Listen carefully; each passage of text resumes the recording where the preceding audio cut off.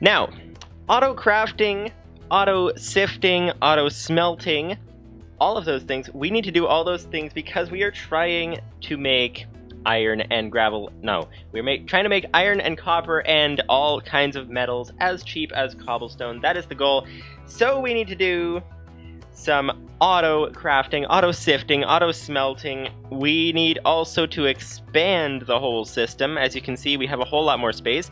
We did a little bit in between episodes. For those of you guys who are just tuning in, which would be everybody at the moment because we're just starting, but in any case, we basically have done some stuff in between episodes. Today we are going to try to do all those things, auto crafting, auto sifting, auto smelting, see what we can get to. Auto sifting, auto sorting as well. That's one thing I forgot to mention. Auto sorting. And that is all going to be some very interesting things that we have to do. Now, we have over here just a quick update what has happened in between live streams, in between episodes, and then we'll get on to expanding this. So basically, we have, as you can see here, this room is a whole lot bigger. We've basically done 3 things in particular that I've done off camera.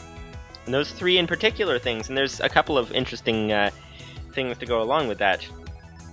But expanded the machine room. As you can see, we now have room for all of our sieve sections of the machine that we're doing. As you can see, this is going to be a very, very, very big machine. And this is not even the full size of it, because, okay, so this is now, the wall has been expanded to be as big as the size of the base over there. So that's nice. Now, this isn't going to be as big as the machine's going to be because we're probably going to knock out that wall and just extend the whole thing, make it so that we can extend it off that way. That's the idea. And we will see. We will see what happens. So we're going to try to set up all the main infrastructure up here and then make it expandable. But that was one thing that happened with expanding this room, which is not terribly interesting. But also connected with that, another sort of little thing is that we expanded. I had to expand. Oh, hello. We've got some cobblestone being made, and you guys might be hearing an echo because I have to actually turn down the speakers. There we go. Okay.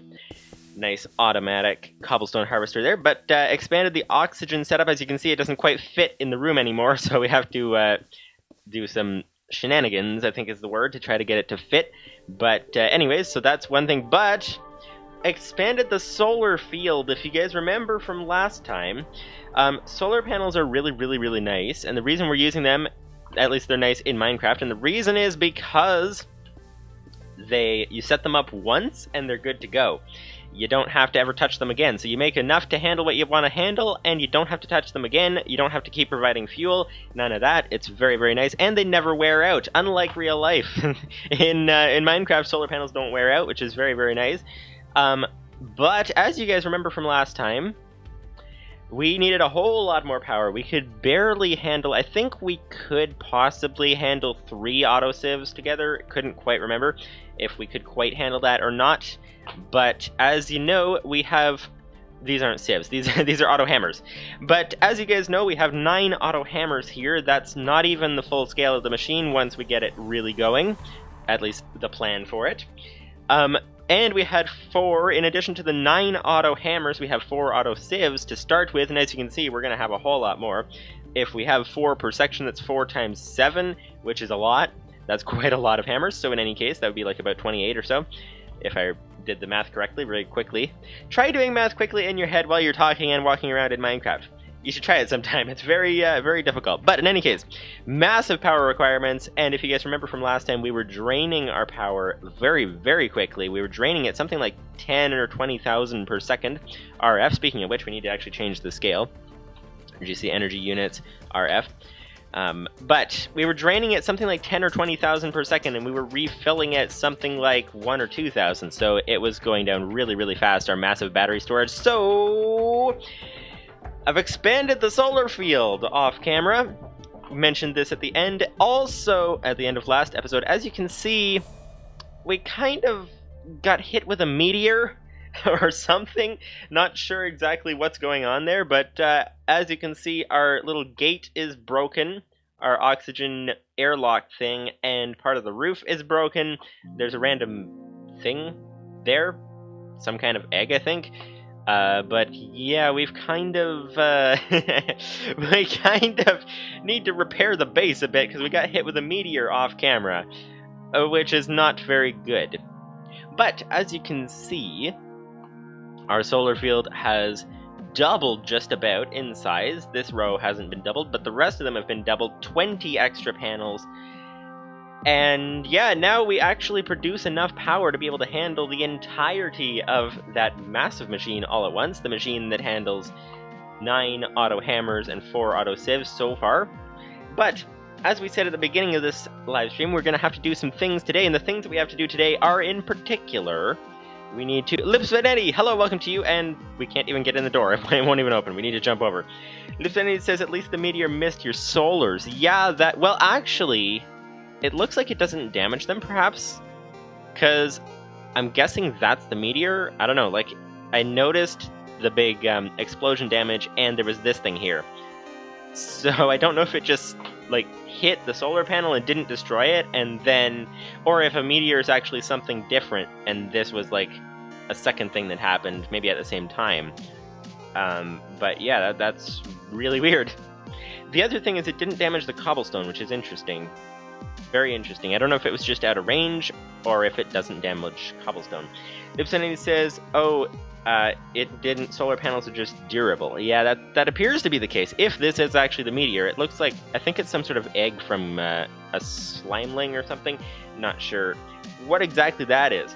But, as we said at the beginning of this live stream, what we have to do today is we are going to just scrolling down there. We are going to try to get around the door, first of all. We're going to have to repair this. This is kind of a bit of a problem.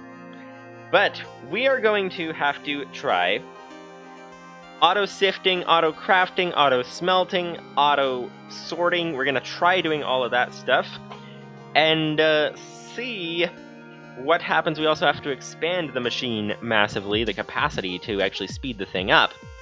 But Lieutenant says, now I'm remembering a picture I saw on Facebook of a solar panel after some very large... now I'm remembering a picture I saw on Facebook of a solar panel after some very large solar panels. Okay. So, I'm not sure I followed the sentence. That's probably just me, though. But, it looks like a meteor. Try mining it. That is a good idea. We should try with our diamond pickaxe, because in case stone doesn't grab it or something. Let's head back inside. Where's our iron? No, not our iron. Where's our diamond pickaxe? Would be in here. Lieutenant says, I said solar panels twice. Oops. Okay. So what was it that you meant to say then? Because I'm not entirely sure I followed the sentence. So, okay, diamond pickaxe. We will see how this goes. Let's try to break this thing and find out. Oh wow, yeah, it's really, really hard.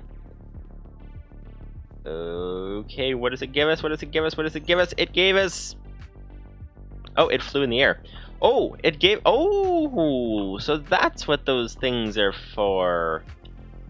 Is there a second piece? And then we're going to take a look at it. It gave us... Looks like there's no second piece. So that's okay.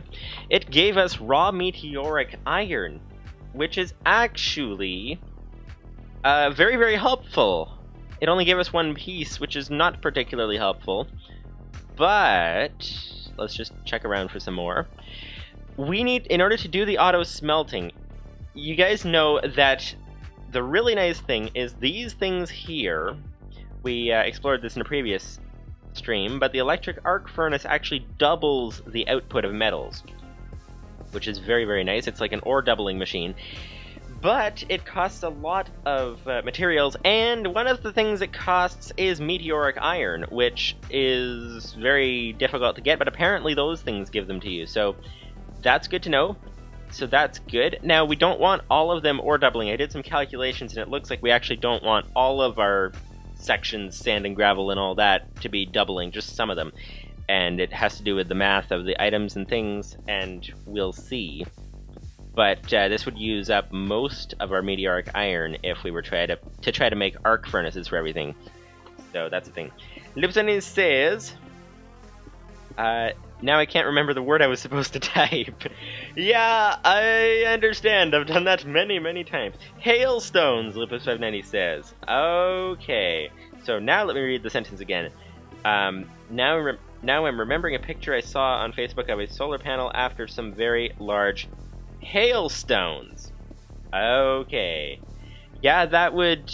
hailstones, so I'm guessing that's real life, but that would probably damage it quite a lot, is my guess. That's my guess. Lucinity says, is it obvious that I didn't sleep well last night? That may be possible. Actually, speaking of, I am changing my schedule around, so you guys might find, if I start not making sense later or whatever during the live stream, it could be interesting, because I'm changing my schedule around, so I'm very, very tired getting up earlier than I have been, and it is currently 29 degrees Celsius in the room, which is about 85, I think, Fahrenheit, so very, very hot. So those two things together, very tired and very hot in the room, makes it interesting. So we will see. We will see how things go. But in any case, Lipsanity says webcam color seems a little off. Yeah, that's possible. Let me see. Webcam filters, let's try some color correction. It does seem very, very red right now. Let's try this one. That one better? Or how about, we've got this one. That didn't seem to change it. This one. A lot of these... Whoa, that one really changed it. A lot of these you notice more in different lighting levels. But I think this is the best one. Yeah, there we go. There we go, color correction. Excellent. Okay, we should be back to normal. Back to normal indeed. What am I doing here? Oh yes, clicking on Minecraft. Pressing F11 to go full screen. There we go. Nice indeed. Okay, so we want to put away our meteoric iron. What we want to do... Actually... Yeah, let's not smelt it right now, because it can be used for multiple things. Okay, let's get on with the business. Let's get on with the business. Let's put away our diamond pickaxe. Where did I store that thing? I think it was here. Yeah, okay, there we go. Okay, so, what we're going to do today... Also, I had a theory. For those of you guys who don't know, these oxygen machines, if you remember, I think it happened on previous live streams. Not sure if it just happens when I'm AFK or what. But sometimes I launch the server, and then what happens is the oxygen machines won't start. They say, you know, room not sealed, or too big, or whatever, and they alternate that between saying out of oxygen. And so it's like, okay, what is going on with these things? That's the question, but I have an idea. If you look on the wiki actually says that these things require 320 or 360 oxygen per second to run. As you can see, it's only using 40 per second, but I wonder if it requires 320 to start, so to make the seal in the first place. So, if that's possible, if it requires 320 to make the seal, then perhaps what's happening is if the oxygen storage is not sufficient when we launch, somehow it's glitched or something when we launch the game, then that might glitch it to not actually be able to start, because we're actually running very, very close to our capacity. Like, these things versus these things are running pretty close to capacity. So, the idea was to fix this, just make an oxygen storage module, so that would give us a whole lot of buffer so that they could actually start properly, and see if it is a glitch, see if it'll fix the glitch or not. So that's kind of a thing. So we might get to that later in this episode, or I might do it off camera, whatever you guys think. But just thinking if there's anything else I had to mention, but I think that was about it. Except for a couple of things. You know that we have had a problem. Okay, hang on. We're doing a lot of talking. Let's just go ahead and get into this here. Let's get into this here. We were trying to do something here, and what we were trying to do here, we need to go ahead and make a whole lot of auto sieves. We already have some wired modems, which is very nice, so we're going to be able to set those up. What we're going to do is we're going to have to actually... Let's set up, I think... You know what? Let's set up the infrastructure, and then let's expand and duplicate, I think might be a good idea, possibly. Or... no, I don't know. Let's build the second section first, I guess. Let's build the second dust section. So if you remember, 2 sections for dust, 3 for sand, and 2 for gravel. That's what we need to make, and we're going to make them expandable in that direction as far as we need them to be. So that's the idea. So let's make the second section. Let's start building down here. We're going to have to build our auto smelting, auto crafting, auto sift, auto sorting machines all down here. That's what we're going to have to do. But let's go ahead and start by making some auto sieves. We also did, in between episodes, since we're heading over here, in between episodes and the... okay, these things, the phones are very nice. I don't know if this is just because it's the first model that had this. If you guys have ever tried the fingerprint sensors on your phone, sometimes they work, sometimes they don't. It's like it has to get a perfectly clean finger or something to be able to do it. You know, you get like a little bit of sweat or something and it doesn't do the fingerprint unlock anymore, and then it's like, come on, I'm trying to talk here, trying to get this thing unlocked and it won't unlock, and what's going on? And you know, that's kind of a thing that goes on apparently. Yeah, okay, so... oh, yes! I was going to tell you guys something, before we get on to making the sieve, I was going to tell you guys something about the power situation, because we actually expanded it so much off camera. As you can see, we have here a whole lot. Actually, how many is this? We have like rows and rows and rows of solar panels. It's like 10, 20, 30, 40, 46 solar panels. We expanded our capacity so much we reached a whole nother level of dealing with power, because as you guys can see, we have now our energy storage modules are over here. That one's actually empty right now because a weird thing with how the solar panels start up for some reason. It empties things while they're starting or something. But anyways, as you can see, these things are moved over here because we reached a whole nother level of power. And we actually overloaded. We overloaded these things. So if you remember, these particular things, the energy storage modules, we had these things, they output 187 RF per tick. We had these things over here in line with our energy storage clusters. And so it was really nice. We had them in line. We had a whole lot of extra energy storage, and it was very, very nice. But we overloaded the system, which basically means, and this happened off camera, basically means nothing blew up or anything. That's not what it means, but it does mean that we were producing power faster than these storage modules can output. So they were clogging it up, so these things weren't filling. As you can see, these things will output 1125 RF per tick, well, these things will only output 187. So this is like pretty much 10 times more per, what is it, per tick or per second? Per tick. Per tick.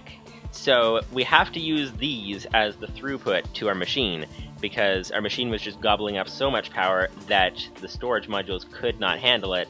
It was very interesting to see, actually, because it was filling up these things over here, filling up where we had the filling up the, I always forget the name, what's it called? Storage modules. Yeah, so we were filling up the storage modules, it was backlogging up here, and the solar panels were starting to fill and all that, all because these things were still pretty much empty, still not gaining power because of not having enough capacity. So basically we fixed that. Actually, one of these rows, for those of you guys who are curious, one of these rows of 10 panels pretty much comes pretty close to maxing the, there we go, it's it's emptying, that's weird. But yeah, it seems a little bit weird. It's like it empties and then it fills and then it empties, and then it seems almost like not all of the panels will activate if it thinks it doesn't need it or something. It's really, really weird what's going on there. Loopsanity says the front row looks like it's obscuring the ones behind it. Yeah, it looks like that. Although it's happened the other way before too. It's, I don't know what's going on. It says not generating sun not visible as well, although it does actually generate. At least it appears to, which is really weird. And it seems to be somehow based on... Yeah, see, this one says not generating sun's not visible either, but it's full. And that one over there is full as well. This thing is full. And yeah, it seems like Actually, it seems the best I can guess is, so we know this one is generating power, I think. The best I can guess is it seems to be when it actually toggles something that it changes, like this screen gets messed up. Ep15 says, sounds like Galacticraft is buggy. Yeah, it does sound a little bit like that. It seems to just be a visual glitch, though, because it seems to be working. And the visual glitch is updated by, if we go ahead and break this wire here, and place it back, now it says collecting energy. As you can see, it's still empty because it's still gaining power. And as you can see as well, we're still like draining faster than we're gaining. But yeah, this one is full too. And toggling that wire downstream from the panels fixes the visual glitch, except for the last row is out of range for some reason of that fix. So it'll fix 4 of them, and then we just have to toggle this one and place this back down, and then the visual glitch is fixed for these 2. So it's really weird, but it seems to generate fine even when it's like visually glitchy. And it almost seems, if I didn't do proper testing, but it seemed that it will actually fix the visual glitch if the state changes. So, for example, if you fill up the power downstream and then it comes up here and starts go to here, let's say. If you fill up the power downstream and then come to here and then this starts filling, or those start filling, then it'll fix the visual glitch. So it's like changing the state from just sending power out to filling up or whatever. It like seems to change the visual glitch, I think. I didn't do proper testing on that though. But you do see the same visual glitch with these things too. So this one is accurately showing what it's supposed to be showing. These ones are all right now, but one thing that's odd is if we, like, sometimes, I don't know if it's when we leave into another room or if we stay in the same room or when it is that it happens exactly. But we've had situations, let's go back inside, I think. No, let's not. But we've had situations where basically, speaking of which, this could actually be empty right now. And the reason I say it could be empty right now is because the visual glitch is basically where if one of them, let's say you have a bunch of them in a line like that, one of them gets full or something, starts emptying, but the one before it might show the state that it previously was. I think it's if you leave the room and then come. If you leave, I think what it is, okay, let's explain it this way. I think what it is if you leave the room, so you're not looking at them, you have 2 of them that were full, and they both drain while you're gone. Let's say the first one drains, the second one drains halfway. You come back in, it reloads the visual state of both of them. So it'll show the first one is still full, because it reloads what it looked like when you left, and the second one is changing, so I guess it reloads that one too, and then changes it to where it's supposed to be because it's changing. So the thing to fix it, so it'll still show that the one is full even if it's empty, but the thing to fix it is if you simply go and let it fill up a little bit. So let's say you fill the second one back up, and then the first one even just ticks, like, probably even just 1, it's hard to measure that small, but just like 1 extra energy point in it, then it updates the visual state and it's like, oh, this is supposed to be empty, so then it shows it as empty. So this is possibly empty. Actually, a good way to tell, we do have batteries.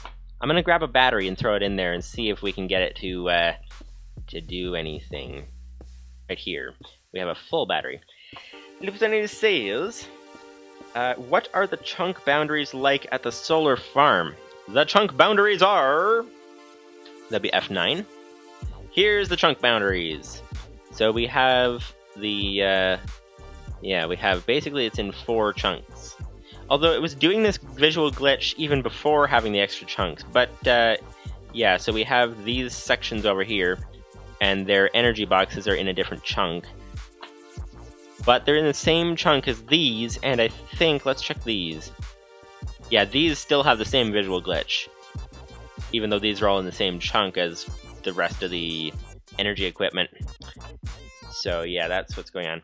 It says move the storage so that they're in the same chunk as the solars that are powering them. That is a good idea. I think they'll fit. Yeah, I think there'll still be enough walking space.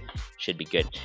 Let's just toggle this thing and see, just before we move it. So I think if we put this in here, it should start draining. No, this one might actually be full. I don't know if the battery actually fixes the visual glitch, though. Let's try it in here. Let's try it in here, like this. There we go. No, okay, so this one's not visually glitched either. But we do now have an empty battery, which is nice. Actually, this... Okay, so that's how fast the battery is filling there, but let's try it in the other. I wonder if it fills faster in this thing. Let's see. Out of curiosity, let's try that. And whoa, that seems to be filling faster. Okay, yeah, we have some good battery filling things there. Okay, yeah. So Livestream says move the storage so that they're in the same chunk as the solars that are powering them. I think that might. I think that would be a spelling mistake for him being tired. I guess you mean fix. I'm not sure what that word means, actually, but I think it's a spelling mistake, unless it's just a vocabulary that I don't know, which is always possible. There is a lot of that around. So, okay, so let's put this down here. Not that way. Let's turn this thing around this way. Okay. There we go. So that's in the same chunk as the solars that are powering it. And it's filling as well. Also, Tier 1 versus Tier 2 wire. I was looking up... reduce! Okay, Representative says, I think that might reduce the issue. Okay, that would be good. Yeah, so now these things... It's filling this up pretty quickly. Is it actually... It should be outputting. Let me see. Yeah, it should be. Where did our wire go? I was gonna say something, though, and what was that thing? But the wire's gone. Where'd the wire go? Oh, there it is. There it is. There we go. Okay, put that down there. Move these into the same chunks. Oh, yes, so I was saying earlier that actually these energy storage modules, the capacity for output on these things so that they don't restrict the flow of power, the capacity for output is... Wait a minute. Aren't we supposed to... No, just the one wire. Okay. The capacity for output on these things is actually the same, or at least pretty close, to 10 panels. So as you can see, we have 2 rows of panels there, 10 panels, and they're sending into here. And at least on the asteroid belt, because we have less power production, because as you can see, 13, so 10 panels, that would be 130 RF per tick that these things are producing. And this thing will output 187. So we could actually handle a few more panels on one energy storage module without restricting it, but not many more. We basically are at the limit there. Anyways, this was a big detour. Oh, actually we need to fix this. This is a big detour from our main task that we were doing. So let's get back to the main task and try to grab this energy storage module right about here and put this thing down over here. There we go. There we go. So they're filling, which they always seem to do when I replace them, which is a little bit weird. Oh, I was saying about the Tier 1 wire versus Tier 2 wire. So I looked that up on the wiki, and basically it looks like there is no difference in the amount of power that it will send through. So there's no limit on the power through the Tier 1 versus the Tier 2. For those of you guys who don't know, energy storage clusters are Tier 2. Solar panels, the advanced kind like we have, are Tier 2. And so we have a lot of Tier 1 wire around. Actually, these things are Tier 1. But basically, the difference that these things make, the heavy versus the light, is that what it's called? light aluminum wire. I don't know what it's called, I forget. But basically the difference between those things is you get a speed boost. So if your entire power grid is tier 2 wire, then you get a speed boost of 25 to 33% on any tier 2 machines connected to your power grid. But it has to be the entire power grid is run on tier 2 wire. So, I mean, a speed boost like that, that could be nice. That could be very nice. That's sort of like an efficiency boost kind of thing. Let's get rid of the, whoops, that would be the full screen button. Let's go for the chunk boundary button. There we go. But yeah, so we could actually upgrade our system to get a speed boost and all that, which could be very nice. Which we could do once we get the iron and copper, and specifically for these things, aluminum, as fast as cobblestone. So, let's get on to that. Let's get on to that. Let's head inside. We will need to fix that roof later. But, yeah, there we go. So, inside, here we are.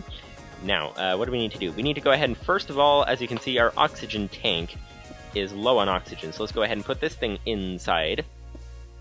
Get it filling. Now that that's doing that, now we can get on to the task at hand, which would be expanding this setup. So this actually has been very, very helpful. I've been using it off camera to sift a lot of things. So basically what we have here is we have a lot of things have been sifted. So a lot of metals. We're going to get to grabbing some metals. Let's go ahead and put these into the dust chest because that's where they go. We're going to get to grabbing some metals. But as you guys can see, I've been switching different things out of it, using them for different types of metals.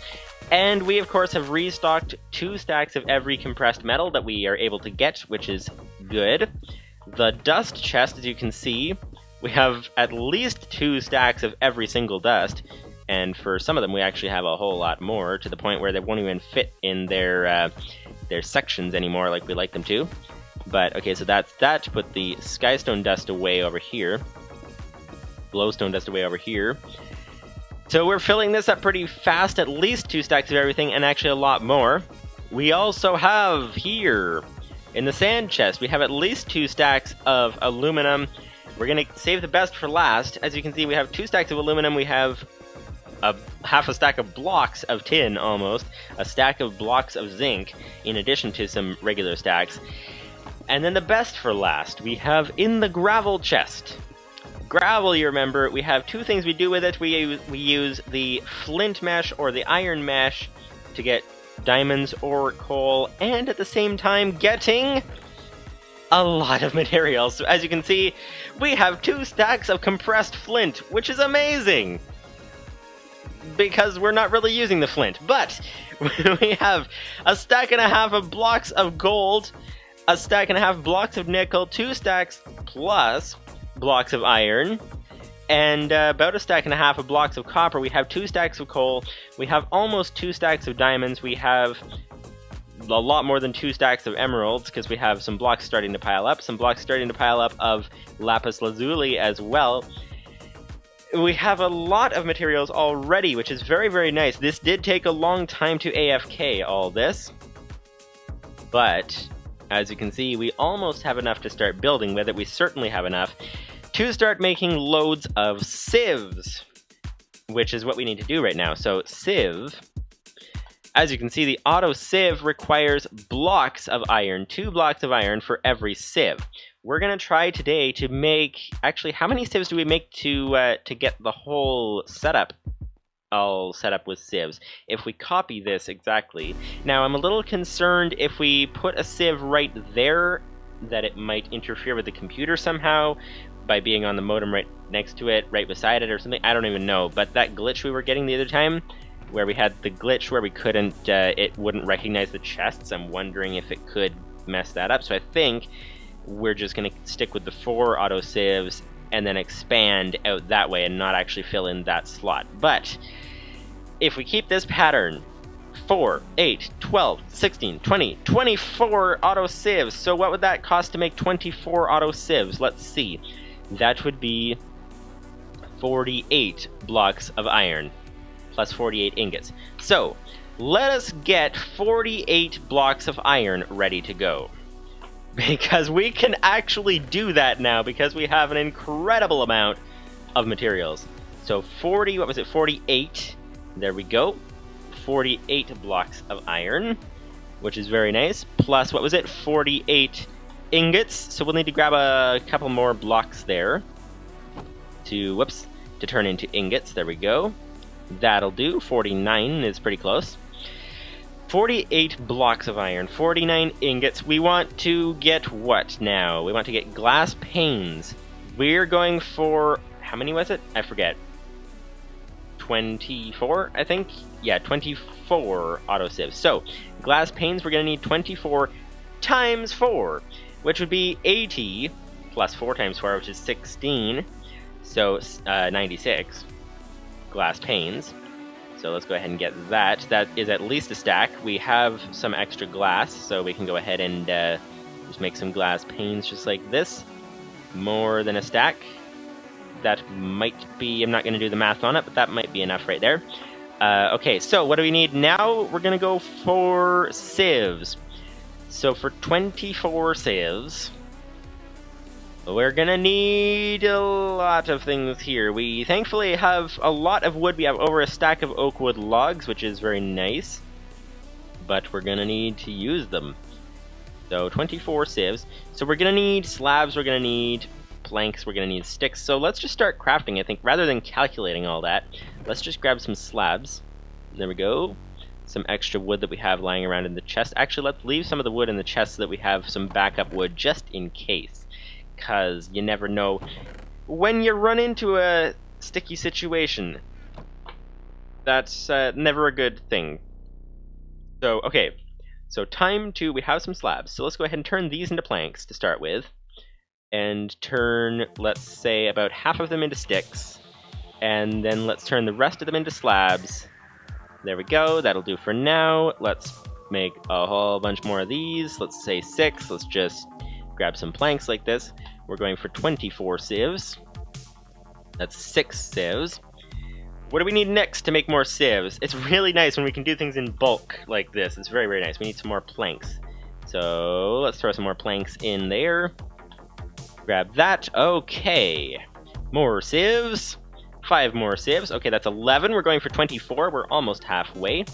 We need, what are we missing? We are missing sticks. We are missing sticks now. So let's make some sticks, just like that. There we go. Grab some more planks. In case you're wondering why we're not turning all of the wood into planks right now, it's in case we need logs. You never know when you need logs, so we're going to keep some of those. But it's not actually auto-filling our birch slabs, so let's just throw those in. There we go, we got 2 more, and we can put our extra slabs in there. There we go. Okay, so 24 sieves. We're almost there, we're at 17. We need some more planks, of course. There we go, planks like that. 24 sieves, that would be 2 more. So that's not enough. Oh, because we ran out of slabs. Okay, so let's make some more slabs, just like this. Let's make some more planks, just like this as well. Oh, and some more sticks as well. Okay, so let's take half of our planks. Make some sticks, there we go. Sieves! There we go, we now have 21. We need 3 more sieves, we need more planks. We need... This is feeling like we've done this before. Anybody getting deja vu? It feels like, you know, we get planks and slabs and sticks, and whoops, we did that. Oh, actually, we did 1 too many. But that is okay. It will come in handy sooner or later. An extra sieve. But, okay, what do we have here? We now have 25 sieves. Let's go ahead and make 25 auto sieves. That would be 21. What are we missing? Probably glass panes. That's what we're missing. There we go. We grabbed a whole bunch of those. And glass panes. Let's make some more of those. We're only going to want, let's say, I don't know. Let's go for 2 sets of that. There we go. And here we go. A little bit more. There we go. 24 auto sieves. And should we... Let's keep this sieve in our inventory for now. So there we go, 24 auto sieves. We need a whole lot of modems. We're gonna need to be able to duplicate this thing. What are we gonna need? We're gonna need 3. So 3 modems. And let's, so 3 3, 6, 9, 12, 15, 18. We're gonna need 18 modems. Let's find any saves. I seem to remember that you can place manual saves next to each other, and right-clicking on one will right-click them all. Really? That would be interesting to find out. Let's go ahead and put this thing down here, and let's test that. There we go. Okay, we're gonna want to grab some meshes. I also made more meshes for our things to be able to make all those metals off camera. But okay, string meshes. Let's grab these. Let's put in 1, 2. There we go. Let's put in some. What do we have that we can sift? We don't have anything on us. We have to go chasing after it, of course. Chasing after it. In case you're wondering as well, I just noticed the sand. Let's grab that. The airlock here. In case you're wondering what that's about, it's because when I expanded this room, it was actually fairly substantially expanded. It was like from about here to maybe over there, and it overloaded our oxygen machines. It was too much for them. So, oh, you are right, sir. Ooh, this is interesting. Okay. Not sure when that's going to come in handy, but that could come in very handy. So let's pick this up, because we actually need those meshes. But yeah, it overloaded our oxygen machines, so I had to seal off that section to until I was able to expand the oxygen setup. So now it's been expanded, so now we're back to normal, but yeah, that's kind of a thing. So, okay, so next, what we need is to actually put the sand away somewhere, if we can. But what we need is to start expanding our next setup, and we don't have enough space to put our sand in there. So that's okay, because we are about to expand the sand setup. So we got the auto sieves already. We need the modems. We need, how many was that? We need 3, 6, 9, 12, 15, 18 modems. We have currently 5 wired modems. Livestream says the auto sieve setup has space of 1 more auto save, the existing setup that is. Yeah, that's true. I'm just concerned whether it might, you know, that glitch we were having with the computer wouldn't recognize the chests? I'm just concerned that if we put a sieve right next to the computer, it might glitch it again and it won't recognize the chests again. So I'm thinking of leaving that space empty. But we'll see. It might not be necessary for that. So, okay. So, yes. 3, I wasn't paying attention. I don't know if you guys were paying attention, but I wasn't paying attention. So, let's count this again. 3, 6, 9, 12, 15, 18. There we go. You have to do 2 things. You have to, 1, count how many you need. The other is you have to actually pay attention and remember how many you need. So, I don't know if you guys ever do that, but I do that often where I'll be like, I'll check the clock, I'm like, oh, that's what time it is. Okay, turn around, wait, what time was it? You know, just completely not paying attention. You know, like, what time is it? Wait, was I supposed to actually, like, pay attention to the clock when I looked at it? You know, that kind of thing. I don't know if you guys ever do that, but that's a thing that, that happens on occasion. So I think it was 18. 18 modems. We have 5 already, so we are looking for 18 minus 5, which would be 13. So we're gonna need 13 redstone and 13 times 8 chiseled stone, which is a lot. So we have not chiseled stone, but just stone. So let's go ahead and get some more stone smelting. We do have a fair amount of stone to start with, but let's get some more stone smelting because we're gonna need it. We're gonna need it. Let's not take out of there. Let's take out of here. There we go. Get some more cobblestone smelting, very nice indeed. Okay, we're gonna want 13 redstone over here. There we go.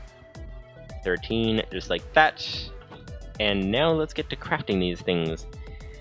Craft the wired modems. Modems. Let's pronounce it properly. There we go. That would be 12.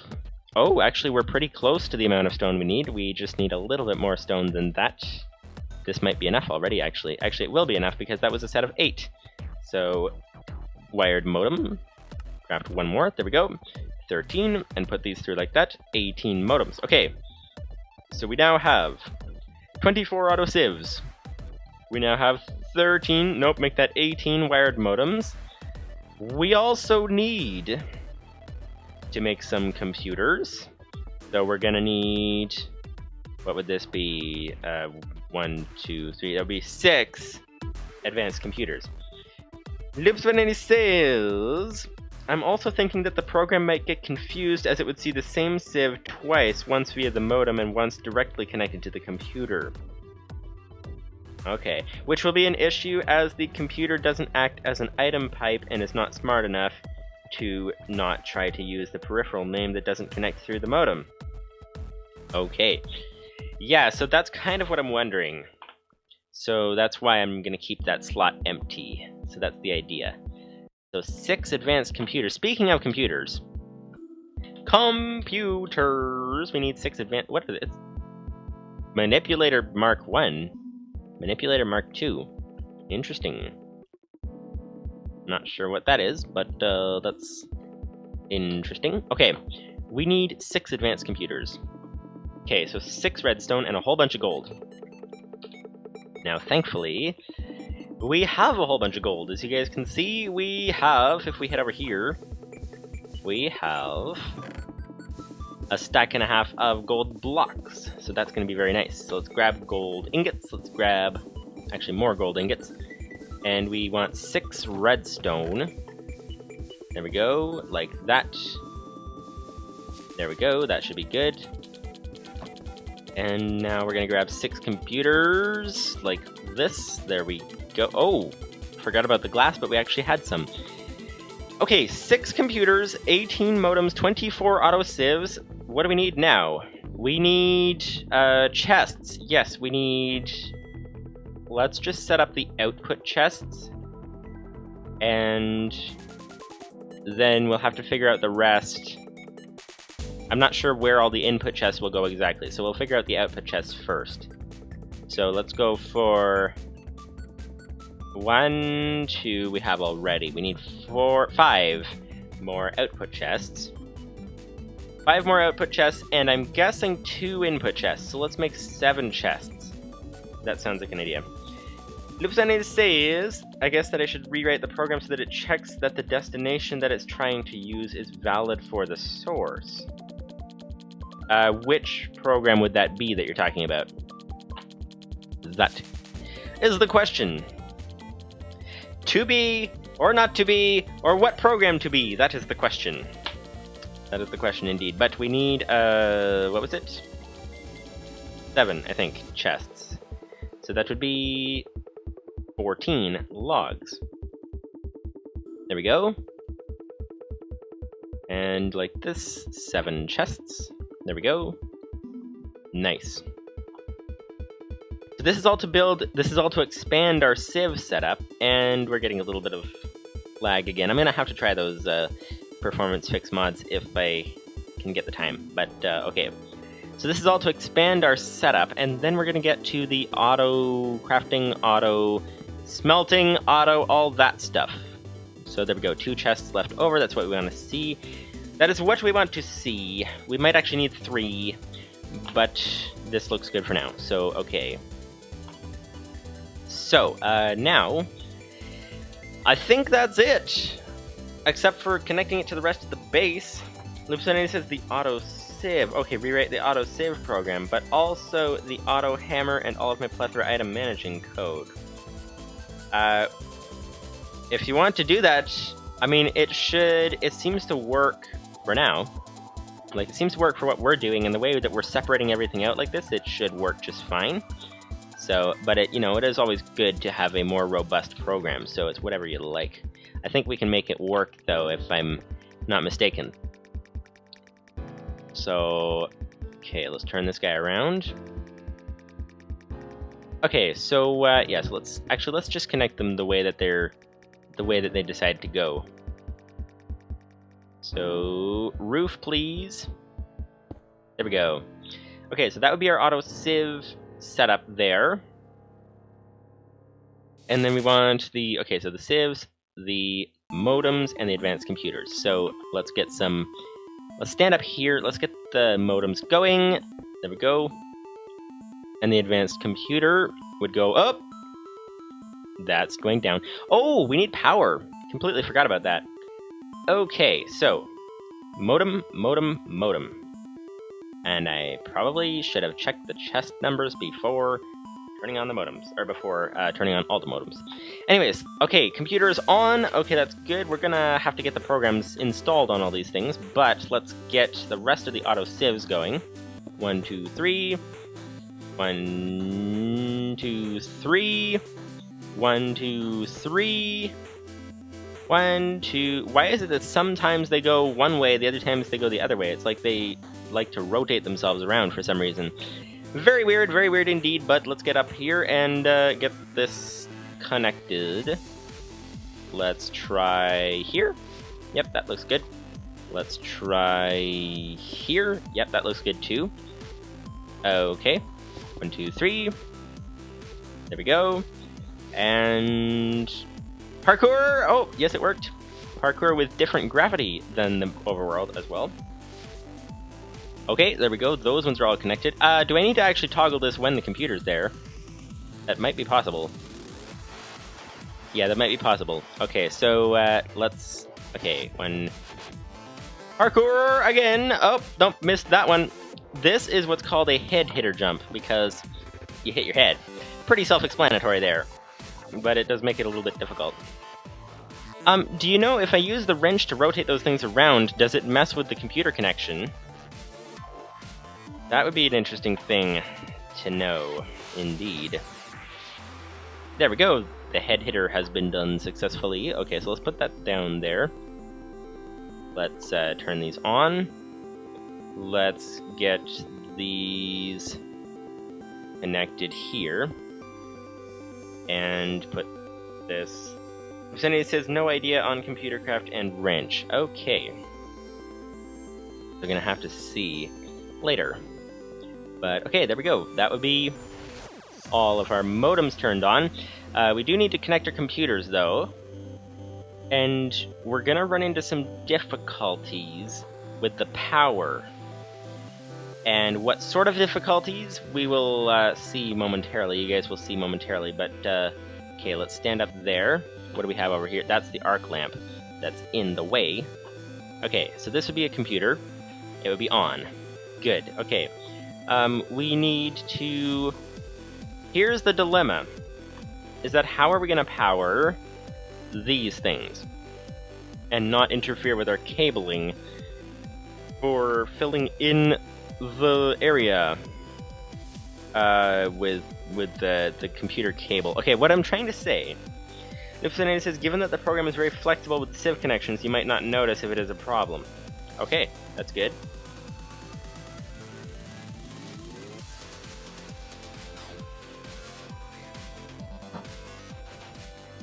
Here's the dilemma.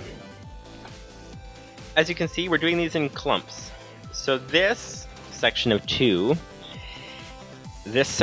here would be the dust. Now this section of 2 over here would be the gravel. This section of 3 would be the sand. Now the dilemma with that is that how are we going to connect this without wasting too many materials? Because we're going to need to connect power. So if we connect power to the first 2 sections, I guess we're just going to have to add extra wires in here for the third section, because there's nothing else for it. So we'll have some wires connecting, like 2 wires connecting to the middle ones, one from here, one from there. So that's okay. What happens with our... Okay, so our input chest is here, and it's being used for both of them. Theoretically, actually we should test if that even works, and I just noticed that we still don't have our second oxygen tank on, so let's go ahead and grab that. But we should test if the dust section works, because... it's down here, actually. Because... If you see, if we put that back on, there we go.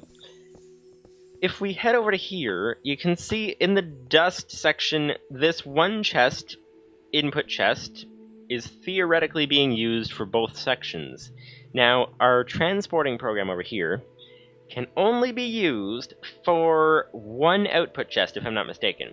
So the one output chest gets picked up by both dust sections.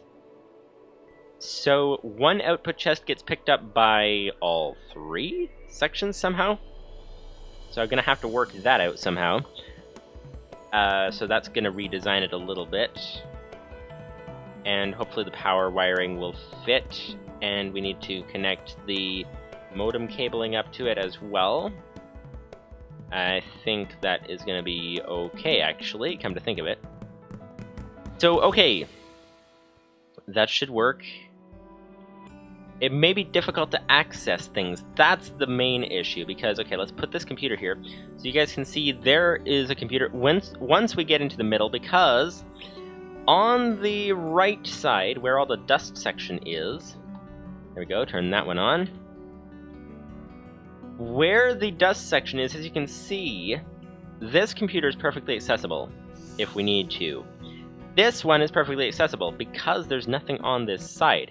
If we try to put wiring here, then we won't be able to jump up inside to access the computer. Which means we'll have to kind of redesign things slightly, so not sure what to do. And then underneath that, I'm not sure if we'll have enough room for all the sorting and smelting and all that underneath. But we'll see.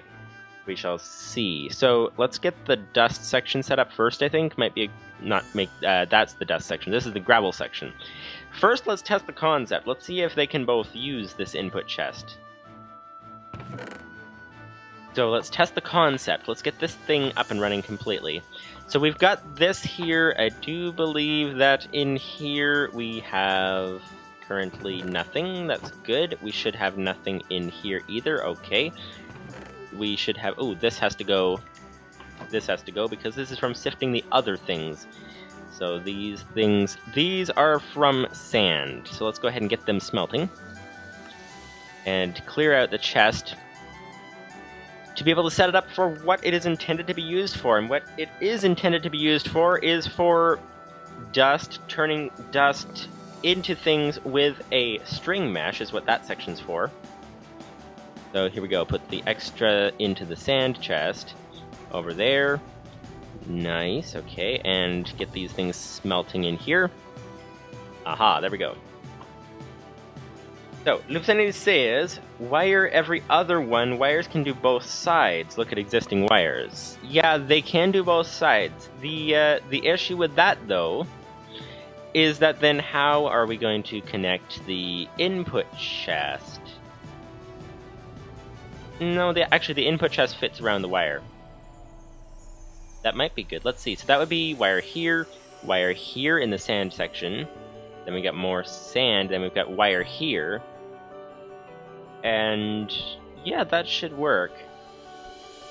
That should work, actually. Wait, should it? Hang on. Wire here, wire here, wire here, and wire here. So it is still kind of wasted wire, I guess. Although it's on the outside, which means we could connect it to something else if we end up having something to connect it to over here.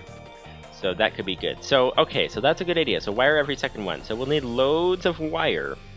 But we're testing the dust one to make sure it works properly. So, this is theoretically running. This, I thought, had stuff in it, but apparently not. Over here we have... This is empty, so I guess it sifted a bunch of things through. Oh yeah, while we were talking earlier, it sifted the stuff through. So, okay. So, let's start getting this going. Let's shut this off. So that we can see what happens here. We want to backlog the system a little bit, so let's turn these on. There we go, we're going to get this backlogged. So that's going to be nice. Get some dust starting to pile up in this chest here very soon. There we go. And while we're waiting for that, we're going to try to get this booted. So we're going to need the... What was... I forget what the link was again. There was a link to be able to get to the program, and the program was the auto-sieve program. It was wget something or other, that much I know. Okay, oh, there we go. Okay, let's toggle out of here. Let's try looking up the wget something or other program. Let's see, I don't think... Actually, I should probably bookmark Lupus 590's programs. That would be a smart idea. And of course, GitHub signs me out. There we go. Okay, sign in. So now I should hopefully be able to find Lupus590 over here somewhere on GitHub. Oh, and it wants two-factor authentication. Okay. Okay, trying to find the link is easier said than done. Easier said than done. Okay, two-factor is almost ready. Okay. Da-da-da-dee. There we go, like that. There we go. Verify. Okay. Now we're in. Okay. Lupus590 is over here. And, okay, where's the program? Where's the program? What is the link to the program? We've got the... I'm looking around. It would be, I do believe, I don't know how to navigate GitHub! Do not know how to navigate GitHub. Oh, Computer Craft Survival Programs. That looks right. That looks right. Okay, let's try... over here. And let's try... Ah! civ.lua. Okay, let's actually bookmark this page. That would be helpful. There we go. Okay, on the bookmarks toolbar, thank you very much. Okay, yes, this would be... Is there something in it that says... hang on. Let's, Okay, bookmark saved. Okay, now that we have that, now let's grab the auto-civ program. There we go, okay. Okay, where do we get... Oh, it's the raw button.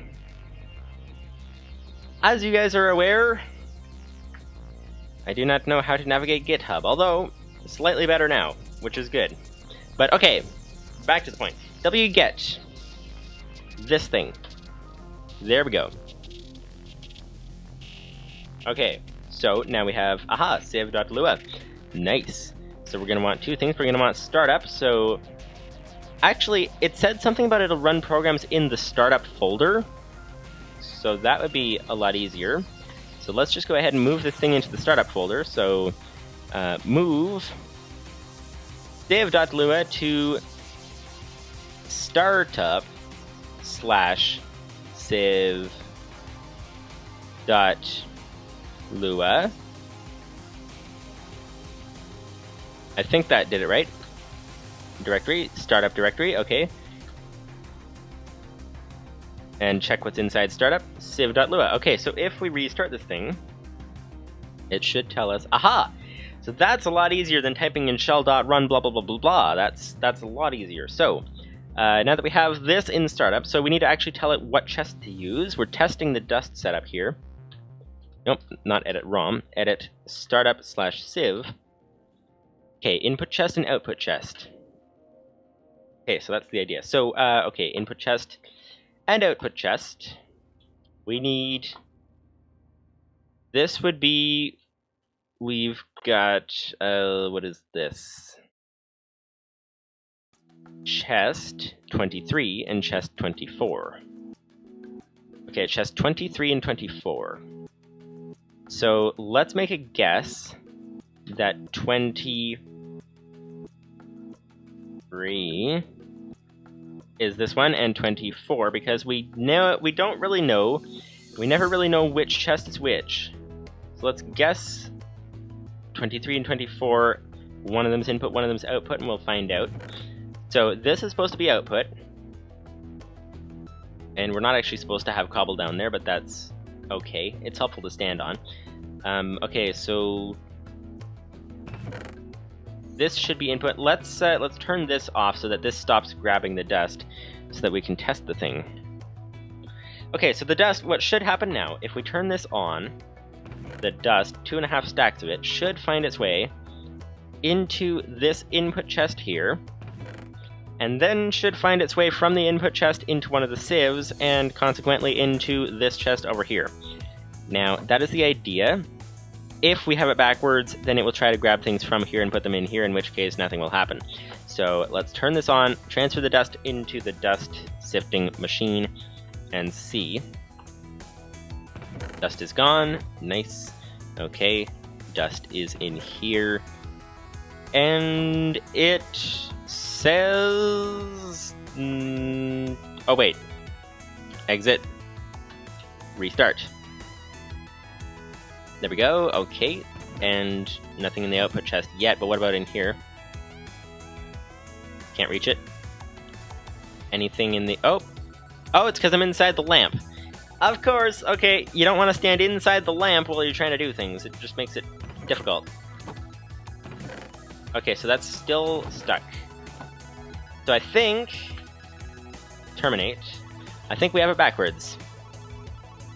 Edit. Startup/civ.lua. Okay. So I think we have it backwards, so let's go ahead and reorganize this. Make this 23. And that 24. Save. Exit. Restart. Okay, now we should have the dust. Oh, the dust removed from the chest. The dust has been removed from the chest, to be specific. And it is going to show up in here soon. No, it's not, because we don't have any meshes in the sieves. But that's a bit of an oversight, but we do have some dust in the sieves, which is very good. So that is good. So it won't actually show up in there until we have the dust in the sieves. But this is nice now. So we have dust coming into here, and the dust will get moved into these things over here and get put into the auto sieves. Now, what do we have? So we want the iron meshes removed from this one, because that's not what we're looking for over here. 1, 2, 3, 4. We have all of them. Nice. Okay. So we need... Let's grab all of our meshes. Let's find out what we need. Flint string. Okay. Good to go. So now we need, over here, we need this. What do we have? We have... Okay, dust. Which meshes do we need? Dust gets sifted. Dust uses a string mesh to get bone meal and gunpowder. Okay. Dust also uses flint just to get skystone, but to get these 4 things we use iron, and to get only these 2 things we use diamond. So, okay, so iron and string. The string one is here. So this is what we need for string. And then... okay, so the string should go in this. Okay, so let's do one thing at a time. String mesh. 1, 2, 3, and 4. Nice. Okay, so this is the string mesh section. And this should be, I believe it was iron, right? Dust usages. Save iron. Yes, okay. So let's put in the iron meshes in here. One thing we didn't calculate on is that we actually need more meshes. So that'll take more materials, but that's fine because we have loads for the moment until we run out. But we have loads for now. So there we go. So we now have this here, iron stiffened mesh. Aha! So we have the dust is going through here, and we will soon see. It should come into the output chest. Yes, we have things come into the output chest. All right. So this does not need to be taken down anymore, because it's going to be good to go. We have the output chest there. We have an output chest here. The only thing we need now is to restart this computer. There we go. Now, we have a bit of a difficulty here in the fact that, as you can see, we have 3 hammers producing dust. We have the dust here gets transferred into this chest here, where it gets split up into here and here. An auto hammer is about as fast as an auto sieve, so we have 3 coming in, and we have 8 going out. So it will take a while to backlog this thing, but we should be able to backlog it eventually because of it just running, just like that. So that is nice. Now, to get to our auto furnaces and things, first thing we need is auto sorting. We need to sort, because if you guys look at the sand,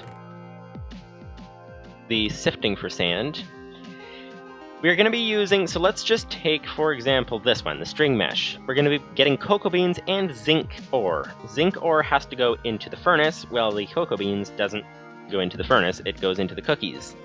Or the brown wool, or the brown terracotta, or the brown stained glass, or a whole bunch of things that are brown, is basically what the brown stuff goes into.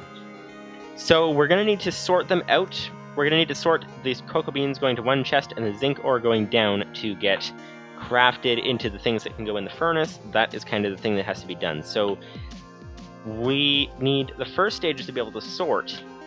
But as you guys can see, this here has no need for sorting, because nothing goes into the furnaces.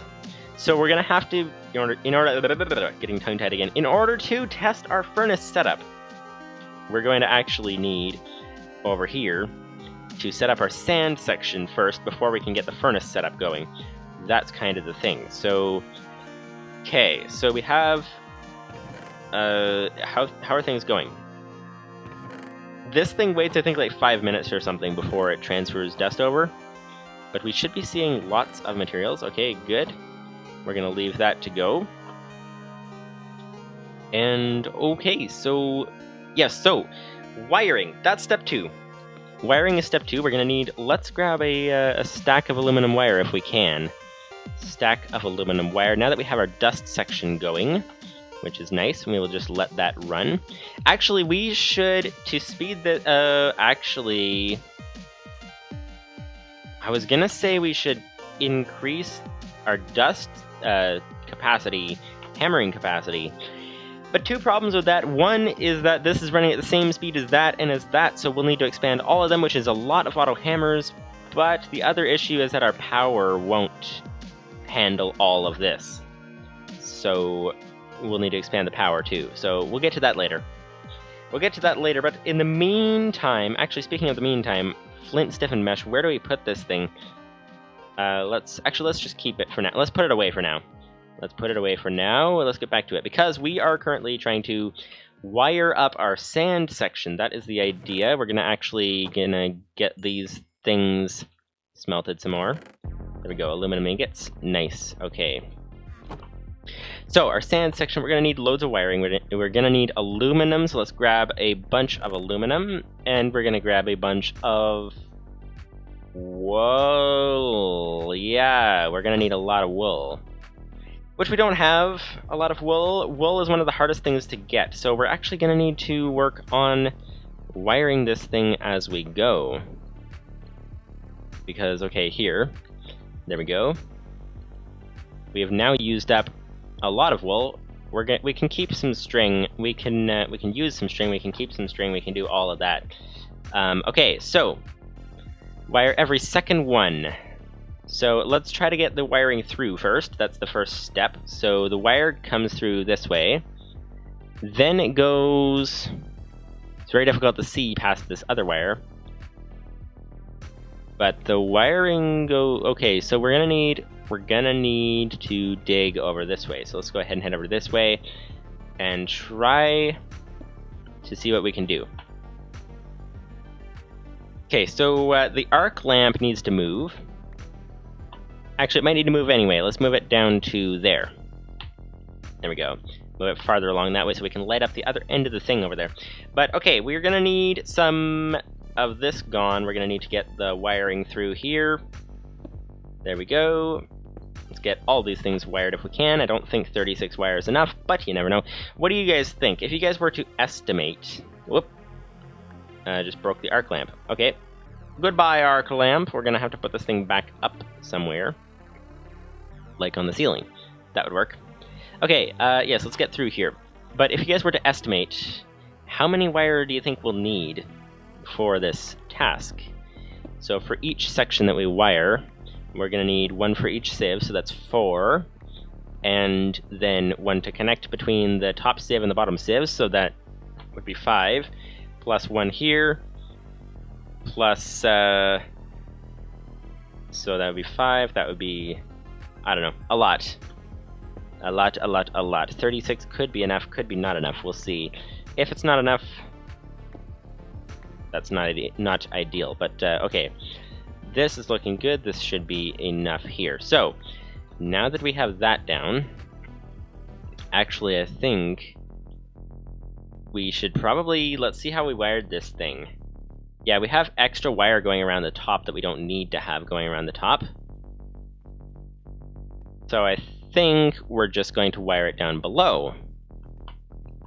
So, because we're trying to send 2 wires through. That's the difficulty. 2 wires, we're going to have to send the modem cables, and we're going to have to send this stuff through too.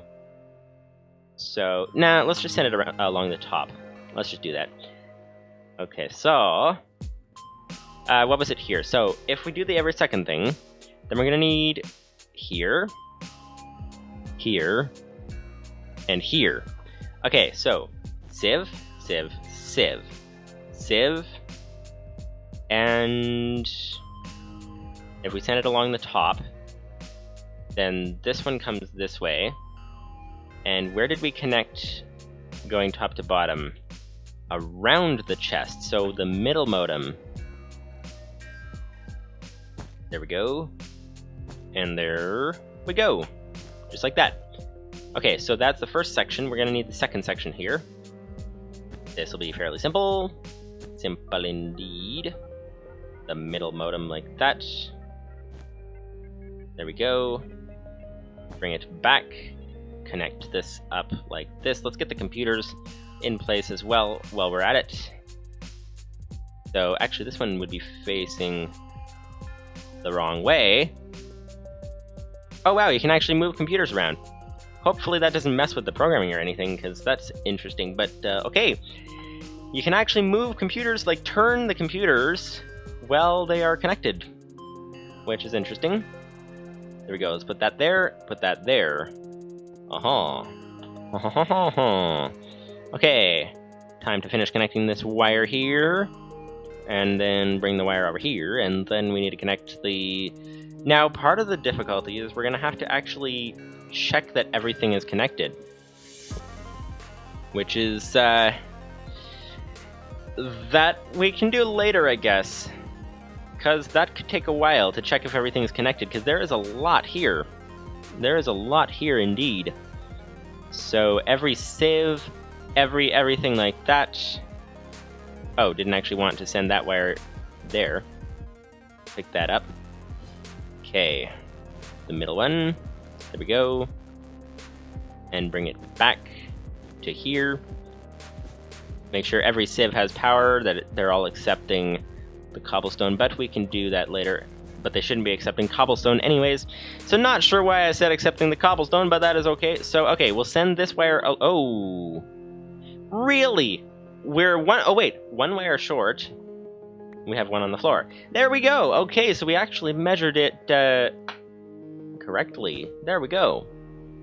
So that would be all the wire. Now, we're gonna have a huge drain of power because we have all these sieves here that we just made, 24 auto sieves, all draining power all at once. Let's go check on our... Actually, I'm curious, the power situation. What's going on over here? So, how is it handling this massive power drain of filling up the buffers? Yeah, this is going down really, really, really fast. This is just the buffers. So, okay then. And these things are probably going down very fast as well. Although, as you guys saw earlier, they're a little bit funny when it comes to draining power. But, yeah, okay, so this is going down really fast. That'll be fine, because once it fills the buffers, then it'll backlog the energy again, so that is good.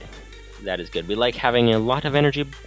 We like having a lot of energy buffers, which is good. Okay. So there we go. This looks like everything is connected. Yes, it looks good from here. That's nice. Okay. So this is this. So we now have these things connected. We now have the dust section connected. We can get the rest connected later. Let's switch off the dust one actually, because we're gonna want some sand. Actually, we have a lot of sand. Never mind. Actually, yeah, let's mind. Let's turn this off, because we're going to want to backlog the sand even more, because we're going to want to test this thing, and we're going to need a lot of sand to test it with, so there we go. Okay, so where to now? We're going to jump right in now, I think, into the automatic sorting, automatic smelting, automatic crafting all of that. We're going to jump into that, hopefully using the auto compactor program thing.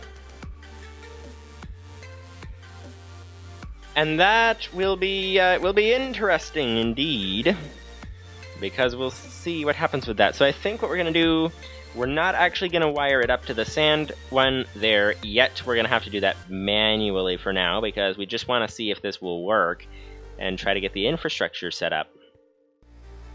And then possibly go to expanding the thing massively more next time. We are going to need some meshes, though, but at the moment we're going to need... I'm so lost. I'm trying to look at this thing. It doesn't make any sense when, like, you're this close to it. It's like, what's what? So this would be the sand. This would be dust. Okay, so let's do something to mark the difference. Let's put some planks down. So there's a plank, and there's a plank. There we go. Now we can tell what the different sections are. So this is the sand section. This is the sand section. So let's get the meshes in first of all, so that we can actually test this thing. So mesh, and we're going to need to get set up for the sifting, for the sorting rather, and the smelting. Not meshes, it's the sand that we're looking for. So, okay, what meshes do we need for the sand? We need... Okay, string mesh. We need, these ones are the same, except higher chance with iron. So string, iron, and of course, a diamond mesh, because that gives us prismarine shards, which are good for, like, building and things. So, okay, so string, I think it was iron, and diamond. So we're gonna go for that. Okay, diamond meshes, though, could be very, very, very expensive. That's possible. That is possible. Let's go for that first. Let's see. Actually, we're gonna need, because you need a diamond mesh in the crafting recipe, no, you need an iron mesh in the crafting recipe of the diamond, so we're gonna make 8 iron stiffened meshes. This is why we held on to our string. So, okay, here we are. So we're gonna need 12 string meshes, 8 iron meshes, and 4 diamonds. So, to do the crafting. So, 12. This would be 7. We need this here would be 10. We don't have enough string to finish the job. Okay then, so we're gonna need to... Okay, our trees have grown. We actually have the silkworms with us, so let's go ahead and plug in some silkworms into the tree, get some more string on the way, which is nice. There we go, head up here. Okay, here we go. String mesh. Iron mesh, not flint. Let's go for iron. So we have enough string meshes to go for now, because we're not going to fill them in yet. So string meshes, there we go. We need to make these, connect these with flint to make these into flint meshes. Did we actually have some flint meshes in here? We have, oh, we have 4 flint meshes here. Oh, so maybe we don't need as many string meshes as I was thinking. Okay, so let's put, okay, because we already have 4 flint meshes. So let's go ahead and put these string meshes in here to hold them for now. So we have 4 flint meshes. We're going to need actually 8 flint meshes, so let's get some more flint going, and we're going to need to get some iron going too. So 9, 18, 27, 36, let's go for that. And let's grab a couple of stacks of flint. There we go. 8. Let's go for half. There we go. There we go, that's good. 8 flint stiffened meshes. I believe it was iron that we needed. Yes, no. Sand. Sieve. Iron. Yes, it was iron. Okay, so flint. All of these flint meshes will change into iron. So there we go. Like this. There we go. And we don't have enough iron on us. This actually is costing a lot of materials, and do we even have enough diamonds? Because we might not actually have enough diamonds for these things. So to make the diamond meshes, that's, I believe it was 6 diamonds for each. 6 times 4, of course, would be 24.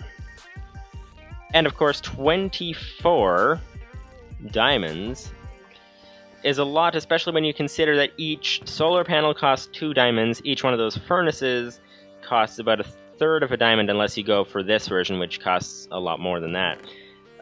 But yeah, so we are using diamonds pretty fast. Using diamonds very fast. They are a rare thing to get.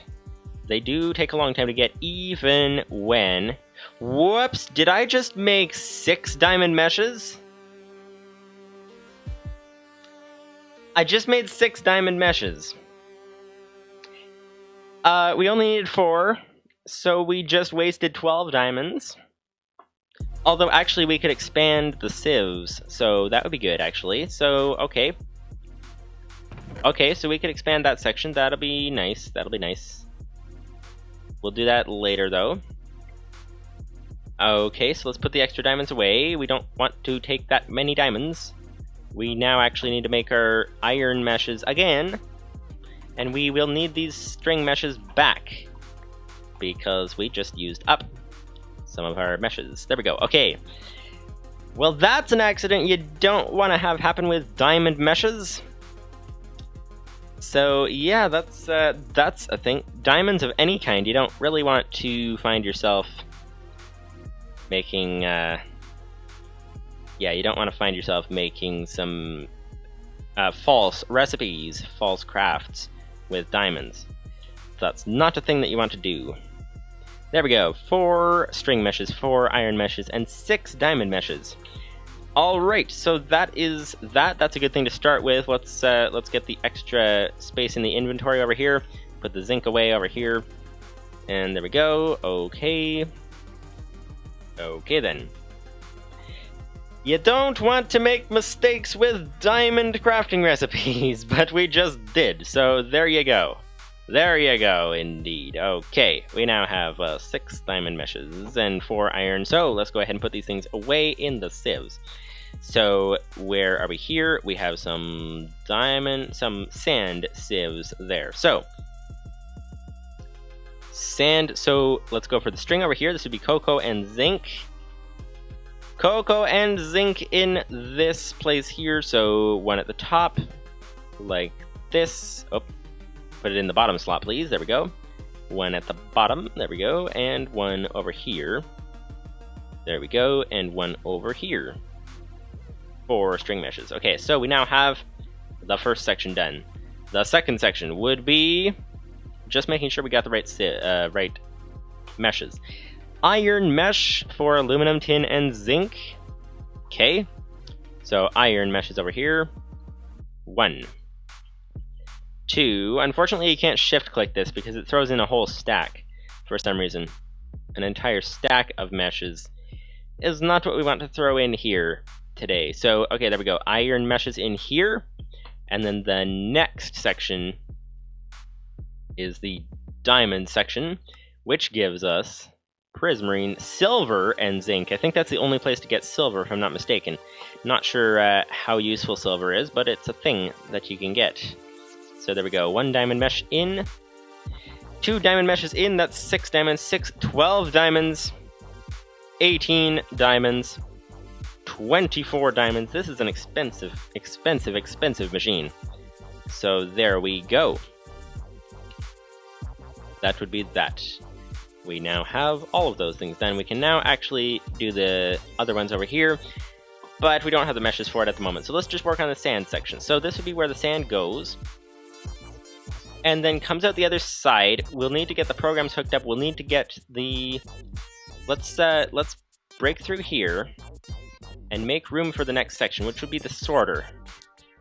So the sorter is gonna be interesting. So I think the modems block the air, right? They make it air sealed. So that would be very good. So here's the output chests. We will need to get the programs in. But the output chests are over here. The input chest is what we need next.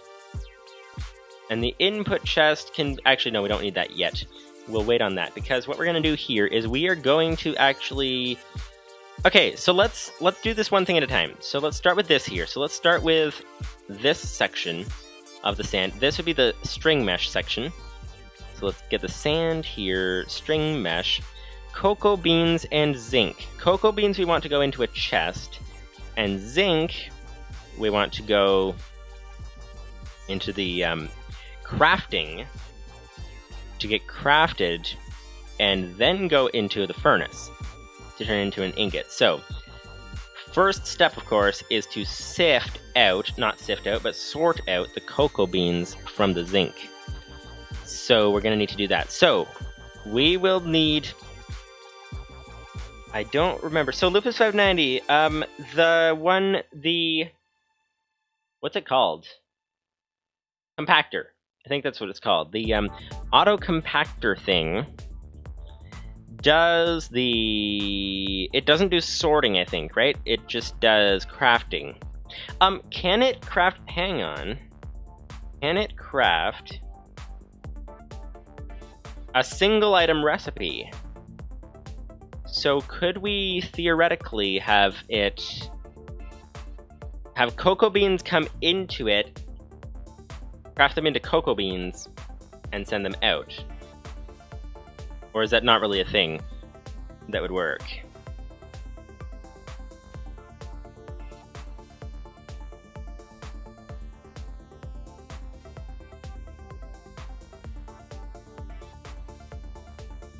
So that's the question. So, okay, so I'm assuming we're gonna need, just gonna see how hot it is outside the room. I think it might actually be cooler outside the room than inside, so I'm gonna just adjust that.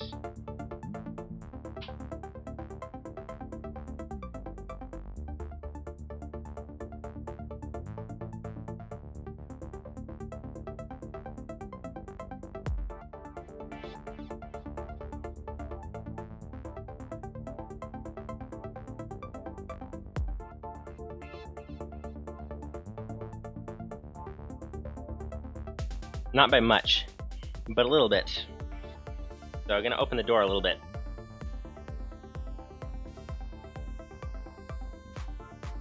Okay. Loopsanity says multi-compactor can only do single item recipes that are 2x2 or 3x3 with all parts of that grid filled with the one... single item recipes. Okay, single item recipes that are 2x2 or 3x3 with all parts of that grid filled with the one item. It can ignore items that it doesn't know what to do with. You could make an updated version of your item mover program which has an item filter. Yeah, that actually might work. Item filter program. I don't know how to do that necessarily. That would take a lot of thinking. But that could be good. Could be good. Unless the multi-compactor only takes items into it that it knows what to do with, I think, right? So we could theoretically have a chest with items that multi-compactor doesn't know what to do with. Or does and doesn't, and use that to sort, I guess. I don't know. Okay, well, we're gonna need... Okay, so I think we might try upgrading this. Oh! Oh, we could just simply... What was the code for this thing? Let's check this. Edit... Item transporter. Oh. Edit. Item transporter.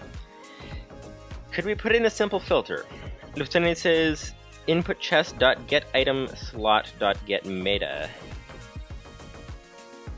Okay. Yeah, so that would be the command. So, okay.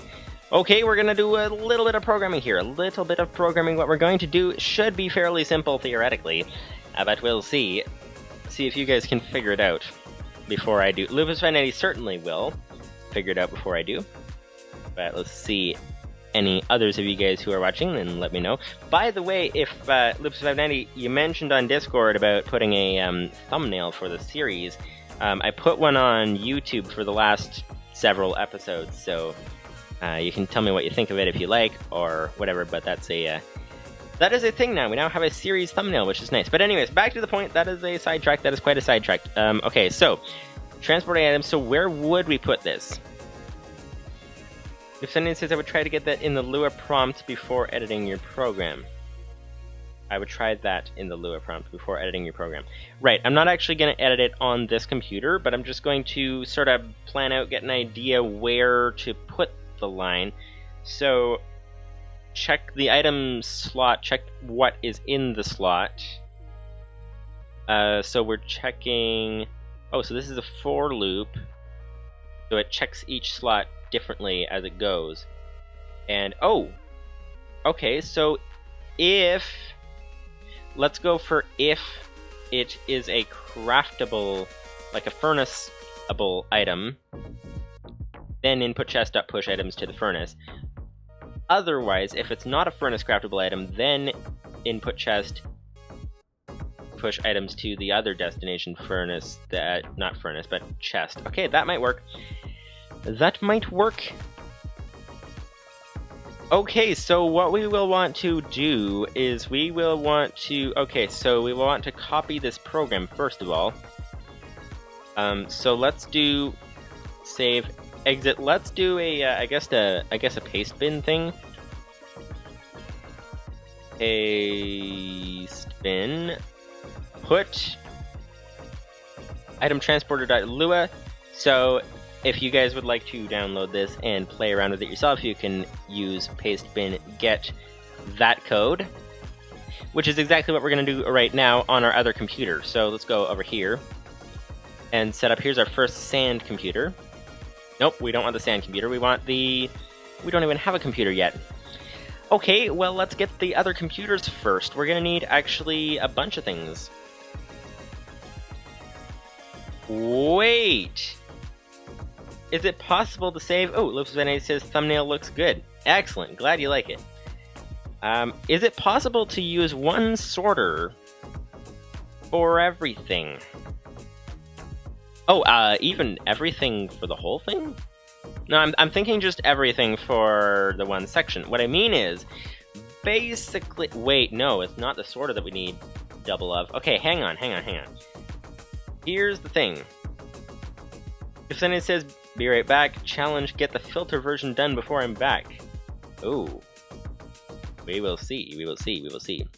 Okay, so we basically have 3 sections we have to do. So for the main items, so we need, for the output, it needs to output here, get sorted the things that don't go in the furnace versus the things that do go in the furnace. That is the first step. Second step is to, so that's the first step. Second step is to craft the items for the furnace. Third step is to furnace the items for the furnace. Send them through there. So that doesn't require a computer. Or maybe it does. I don't know. Maybe it doesn't. Probably just a hopper. Okay. So, okay, let's count for space, okay? For space, because we might not have enough space. So, I'm lost. So first step is take this, sort it between the things that take the furnace and don't. Second step, craft the items for the furnace. Third step, furnace the items for the furnace. Fourth step would be to craft the items from the furnace, which would be the ingots, into blocks and send them into the chests. So we got 4 steps that we need to do for this thing here. Each step, I'm guessing, will take 2 blocks because they each have an input chest, a thing, and an output. And so I'm guessing 2 blocks each because input and output often overlap. So, okay. So 2 blocks each, 4 steps, that would be 8 blocks. So we will need, let's say that we go up there to start with. We will need 2, 4, 6, 8. We will need to go down there, which means expanding the room a bunch, indeed. So... But I'm just trying to think if there's anything, if there's anything we can double. So, okay, so first step is to sort. Second step is, once we've sorted, we want to craft for the furnace. Third step is furnace. Fourth step is craft again. So we might be able to use the crafting thing for both, possibly. We'll have to see. But either way, the sorting thing just goes and gets sorted by itself. Okay, so let's see, sorting, where's, what are we doing? Okay, so we need a computer, we need a couple of modems. We're gonna need actually a lot of computers. We're gonna need, let's just make them all right now. So we're gonna need 7 computers, let's try 14 modems to start with, and then let's see what happens from there. So, okay. Okay, so we have some gold, we need some glass, of course. We have glass, we need some redstone, lots of redstone. There we go, grab that. We also need to put this in here. We also need some smooth stone coming, actually, so let's go ahead and put these in here. Cobblestone, smooth stone. There we go. Okay. Okay, so we are going to need computers. Computers. Okay, there we go.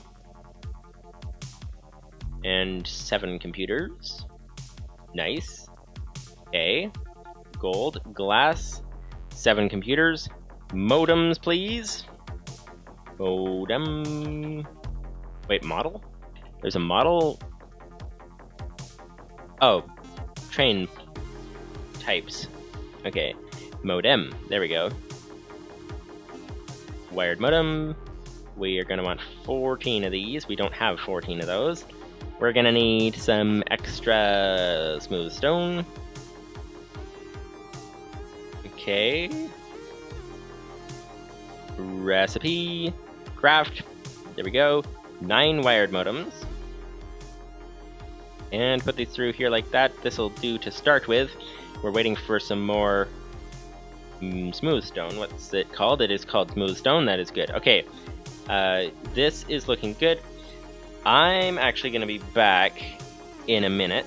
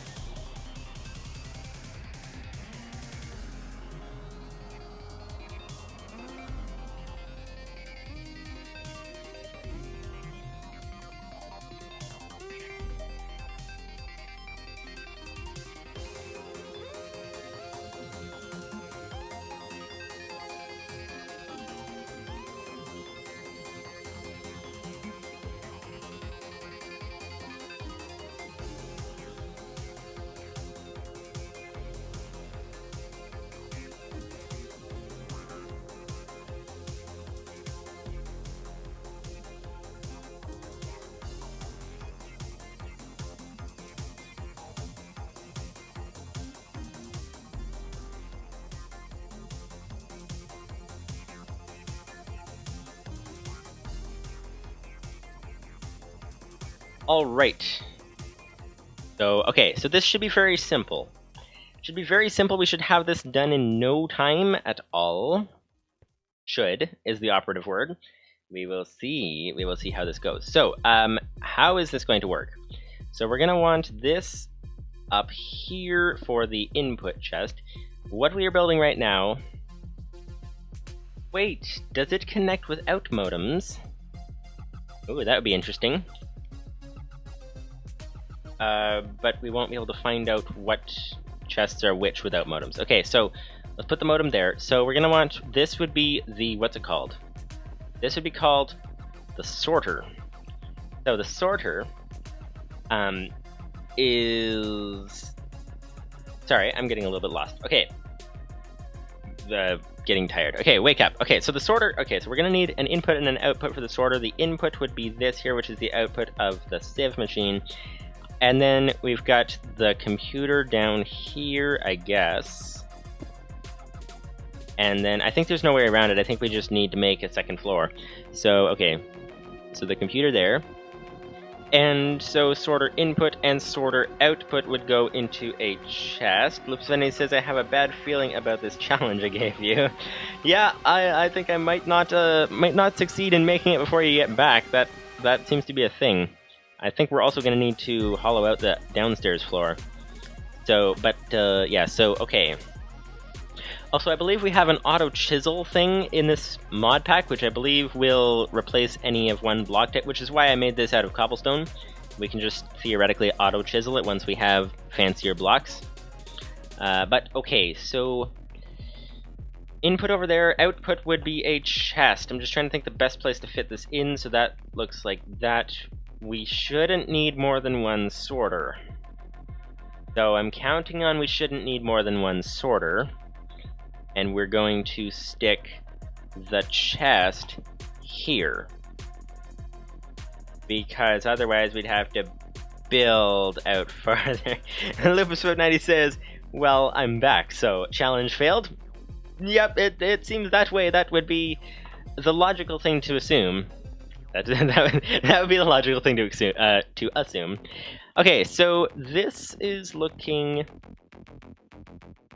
like it could be better, but it could be good. Okay, so let's label this thing sorter. Label set sorter. There we go. That would be the computer's label. Now, this thing. Lipzenia says computers don't act as pipes. What? Hang on. Oh, this acts as the pipe. Oh yeah, and this acts as the pipe over here too. Oh. Whoops. Okay, as you can see, we have a little bit of issues here. Wait a minute. Can it sort into specific chests? Because we could put one sorter for 2 sections. That's possible. That would be interesting. That would save some space as well. So could we theoretically put, let's say... Okay, let's... I'm gonna demonstrate what I'm thinking here. And grab a pickaxe in the meantime. There we go.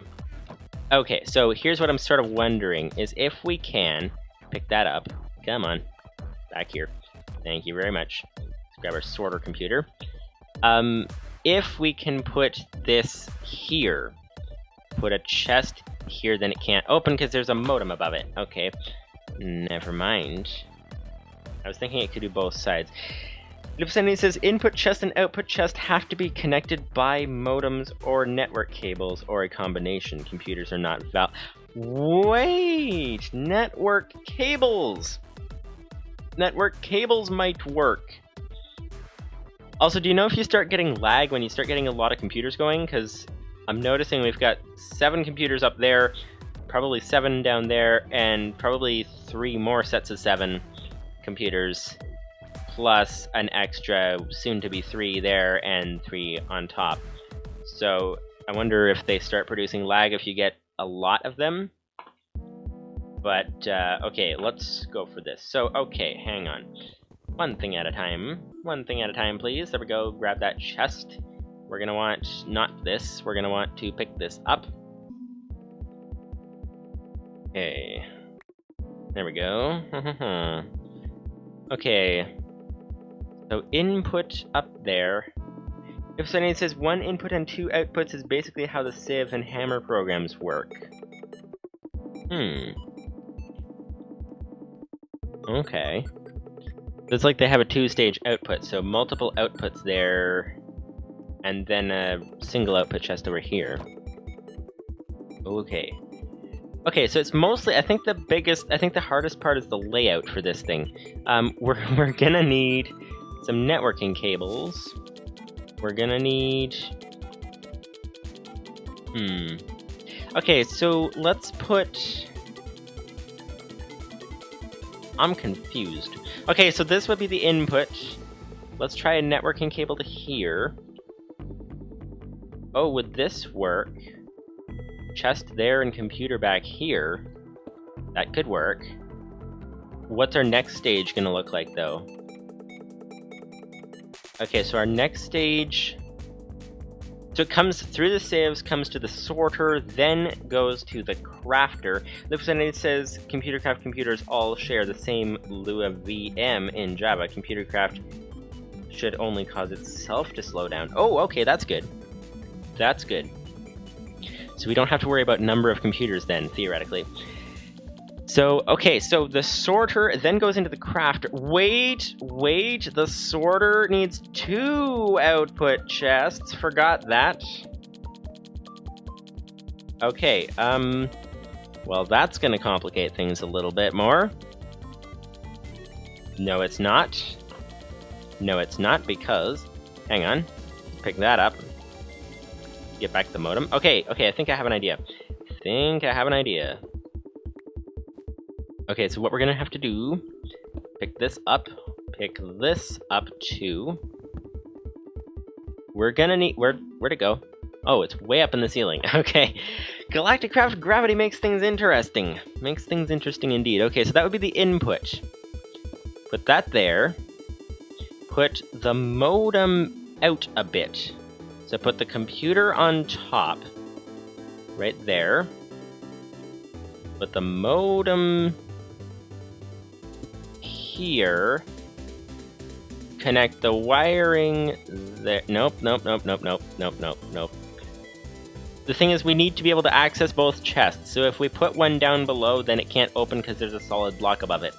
That's the issue. That's the main issue. And I'm trying to make this only within a 3-block high space, because we're gonna need a lot more height to finish this thing. So... yeah, so with that in mind... 2 output chests that need to be both in line, so I guess our only options are in front and behind. Oh! Yes, in front and behind. Yes, that would work, that would work. One there. One there. They will not be both easily accessible, but they will both be accessible. That is what we need. Now, this computer, as you can tell, is very much in the way, so let's break this thing and put it down below. That should work. And put this there. There we go. Okay. Let's rotate this thing. There we go. Okay. Modem. Nice. Okay, so this is this. So we now have our sorter. So what we're gonna need is... Wait a minute, what happens if you have... So we have the computer there. What happens if we connect the modem from the crafting turtle, which I think would be the compactor? What happens if we connect the modem from the compactor to this chest, but it's touching the computer over here? This is the sorter. Does that mean the sorter is going to try to grab the compactor modem and going to find it's on 2 different networks at once? Or something? Or how does all that work? But assuming that's not an issue, then we're just going to have here and here. We're going to have, let's say... I think the accessible sections should be over here, actually. We should probably remove this wall to make this accessible, like human accessible. That should be the idea. So, okay. So this chest then will be the non-crafting items chest. Wait a second, what comes out of this? This is sand, this is string mesh, let's check what this is. It gives us cocoa, okay, so this is okay. This one is okay, so cocoa beans, we want them in their cocoa bean form. I don't think there's any way to compress cocoa beans, right? Let's see. No. No way to compress cocoa beans. So, we're gonna want the cocoa beans to come out into their own chest. They don't need to be crafted. Next, we're gonna want the zinc to go into the furnace. So, no, to go into the crafter. Okay. This should work. So this should be the cocoa beans coming out of here. So, okay, so that should be good. And then let's, okay, so cocoa beans, so get the other thing here. So this would be the section, okay, so let's turn this around. There we go.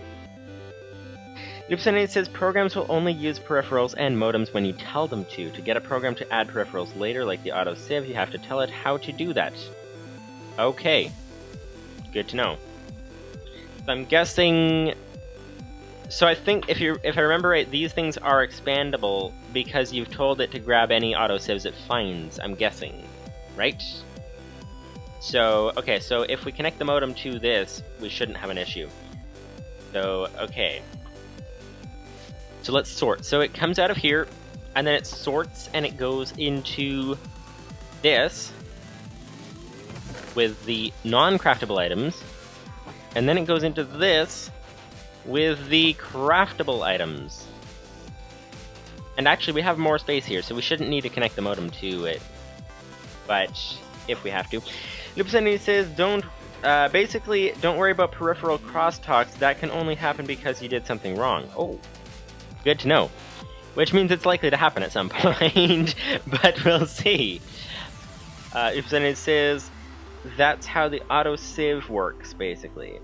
That's how the autosave works, basically. Okay. Okay, so I think what we're going to need to do, so we're going to need to get this thing going. Let's give ourselves some sample items to deal with as well. And since we don't have this thing up and running, actually we can just throw things in there. So this would be the sand section. So let's grab sand. Let's grab 3 stacks of sand. Why not? Okay, so this would be sand. Let's put the sand in here just for the purpose of getting some sample items to deal with. There we go. So it'll sift and give us what we're looking for, hopefully. Okay, so basically what we've got here, we have the, okay, so we're good to go now. So we can, okay, we seem to have a good handle on things. So, let's go ahead and copy oh yes, paste bin. Forgot about that. Okay, so paste bin, get, U-B-K-K-J-G-E-Z. That is one way to keep the capital letters and the lowercase letters straight. So it's U-B-K-K-J. So let's type that in.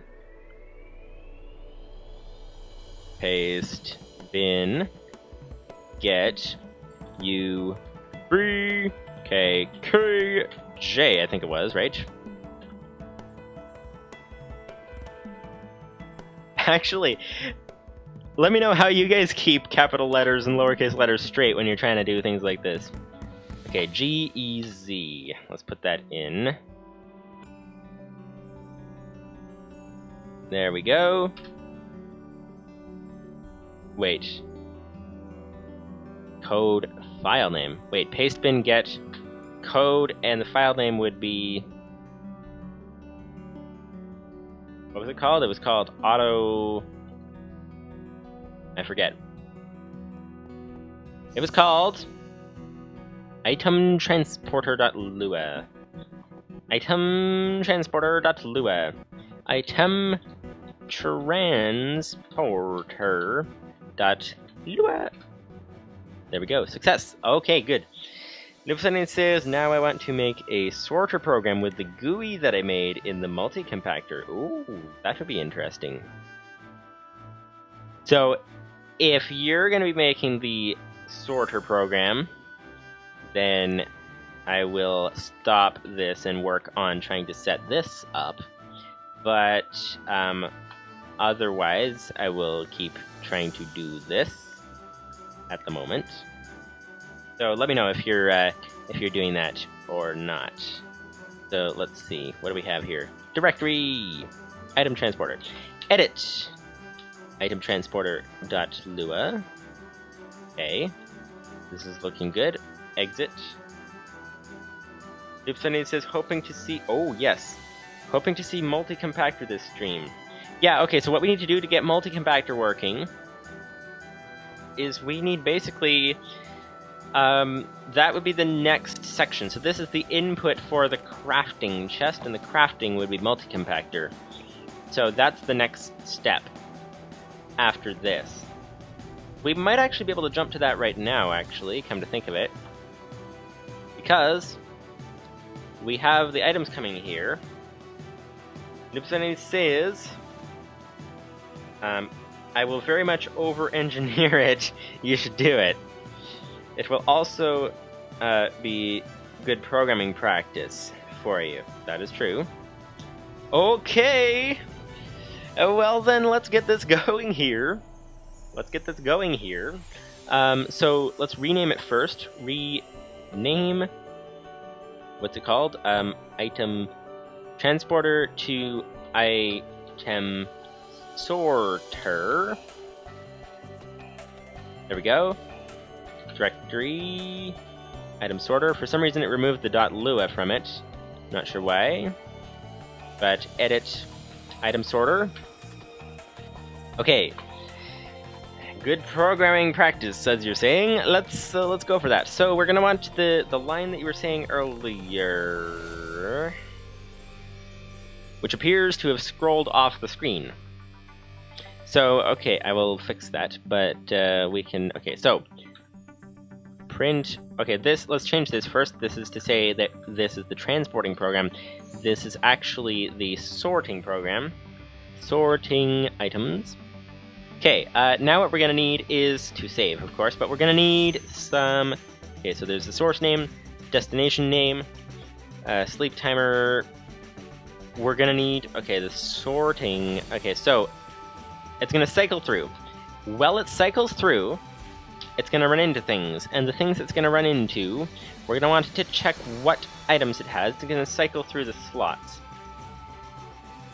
So what items does it have? Let's scroll up here, try to find what the line was. Ah yes, input chest dot get item slot dot get meta. That should work. Okay.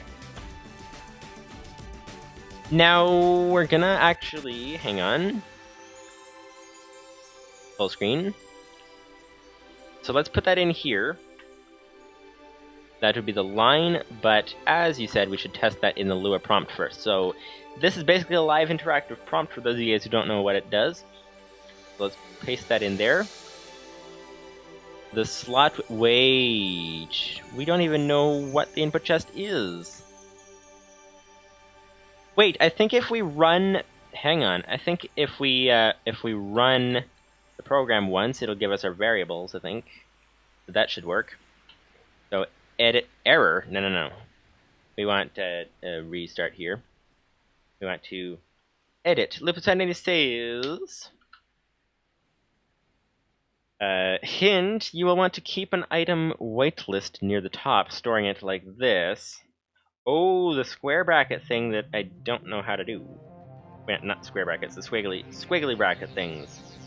But that's going to be good practice, as you're saying, very good practice. Store it like that means that you can access it like this whitelist item.name, which will be true if it's in the whitelist. I'm not sure I followed the sentence, but I think I get the idea. So. Okay, so let's take this thing here and toggle that out. First step is to set the destination names and source names and all that. So, source name would be here. This would be chest 30. Okay. Source name, let's make sure this thing works first. Chest 30. Destination name would be... Actually, we have two destinations here on the same modem. Chest 31 and chest 32. So let's go for chest 31. Save. And let's add a variable right now, because might as well. Local destination underscore... Wait, destination 2. There we go. Destination 2 underscore name. So we have destination 1, destination 2. Destination 2 will do nothing at the moment. Capitals. Minecraft, chest 30, I think it was 2. 32. Quotes. There we go. Destination 1, destination 2. If somebody says, wow, that's a big hint for something that just makes it easier to program and quicker to run. I'll see if I can dig out an example in multi-compactor or something. Yeah, that would be good to see. Okay, so save. What do we have here? So we have destination name and destination 2 name. Now we're gonna want to this here. So make sure this thing is working first, I think would be the idea. So exit, so sorting items. So what do we have here? We're gonna grab these things out of here. Zinc and cocoa beans. And zinc and cocoa beans. And zinc and cocoa beans. There we go. Put them in here. Let's make sure this thing is working first, before we start messing with it too much. Oh, I know what we were doing. We were trying to check, hang on, let's run item sorter. Sorting items. So this is just going to move them, but we wanted to find out, we wanted to set our variables so that hopefully our thing might work properly. So, okay. Cocoa beans and zinc. Good to know. And terminate. Put these things back in here. There we go. So, now we should be able to run the Lua prompt, and theoretically, we can put in that line, and it should know what input chest is now. So let's check slot 1. Nope. Doesn't know what input chest is. Okay. Okay.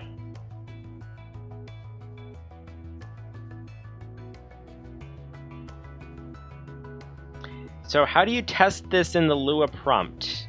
I'm a little bit lost. Because I think it's quite complicated. But I'm not positive it's quite complicated, it just might be quite complicated.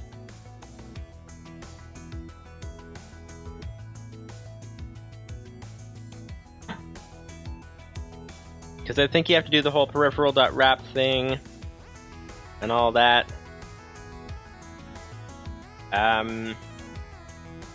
Yeah, so I think we're gonna not go for that. I think what we're gonna do is actually edit here, item sorter. What we're gonna do is, if it says you need to wrap the input chest. Oh, actually, that should be fairly easy. So source is chest 30. Yeah, let's do that. Should be fairly simple. We know which chest it is. So input chest equal to peripheral.wrap. This makes it so the program can use it. Peripheral.wrap. What is it? Minecraft. I think I have to type the whole thing. Minecraft chest underscore 30. That should work. Okay, and now we should be able to do the whole input chest thing here. And slot would be slot 1.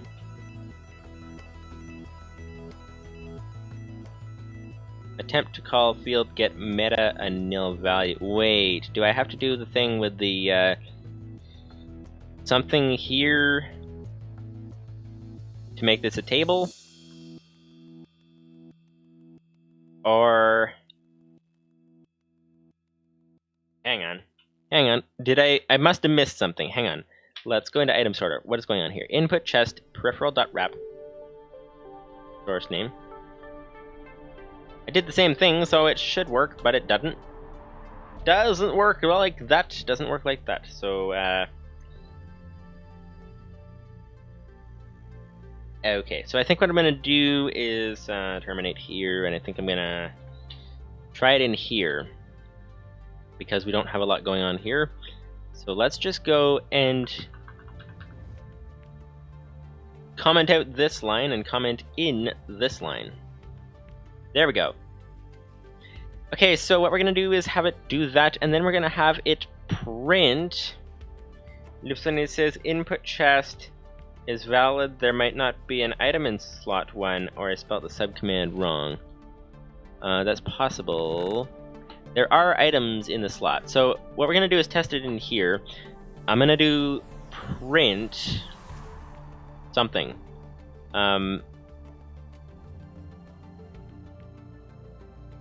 Wait, oh, this needs to be a variable. So item name is equal to, there we go. So print item name. And I think that I'm missing a piece. Whoops, what just happened? Exit. Item sorter. Attempt to call field get meta a nil value. Oh, I think it's get metadata. Metadata, try saying that 10 times fast, but okay, get metadata. Metadata. Like this. That might be it. Possibly. Exit. Let's try, what's it called? Item sorter. Oh, okay, so it started cycling through all of them. That's the issue. So it's getting the metadata. It found that it was a table. Oh yes, because we need to get item sorter, we need to go down here, print item. Wait. Item in slot, and we need to do item in slot.name. In slot.name. There we go. Save. Exit. Now, item sorter. Ah, there we go. Ex nihilo creatio item underscore or underscore zinc and Minecraft die. So that'll be slot 1 and slot 2, right? Zinc, and it calls this dye for some reason. Cocoa beans. Not sure why it calls them dye, but that works. Lipson says, do input chest dot get item 1 in the Lua prompt. Okay, so it looks like this worked. I think that's the stream delay probably. But yeah, so it looks like this worked. So that's good. So we can now tell what slot is in that section. Here's one question for you though. Is if we do that table thing to set at the top to set items to be sorted, then how big do we make the table? And is there a way to make expandable tables, or is that really complicated? That is the question. That is the question. So at the moment, okay, so it's looking good. It's looking, so we can now tell what the item is. We can tell what its name is. And we want... Actually, let's keep the print line. Might as well. So let's say found space, close quotes, ... to connect it to that. And so it should item sorter. There we go. See, we combined a string of text with a thing that we got from it. So, okay. Livestream says, but you will want to separate those calls as getItem can return nil, which is why metadata breaks sometimes. What do you mean by calls? So, here's what I'm thinking of doing. Is basically going down here and on the loop it will check what the item is, and then it will push the item to where it's supposed to go, and then do the loop again, check for the next slot item. Now, when it gets to a slot it doesn't know what to do with, we could just do a if statement that says if item in slot and item in slot equals this name thing, then that might work. Livestream says, so you will need a test for nil check. Function calls. Okay. So I think, I'm not sure what you're saying about functions, but I think an if statement should do it. So basically, if item in slot, then do this, I think. So, okay, so let's try that. So we know that there is an item. Livestream says brackets, they look like a 0. Okay, yeah. Yeah, they do a little bit look like a 0. That is a good point. Okay. So check for an item in the slot. We want it to not break if there's no item. So if there is an item in slot, then we want it to, so if item in slot, and, because I think that will return true or false. I think. Possibly. So, okay. If item in slot and and what? So if it finds an item, we want it to tell what the item is and send it places. That's the idea. So, we'll want a nested if statement because we'll want to check for multiple different types of items. So if item in slot, then, there we go. Then print this, move this, and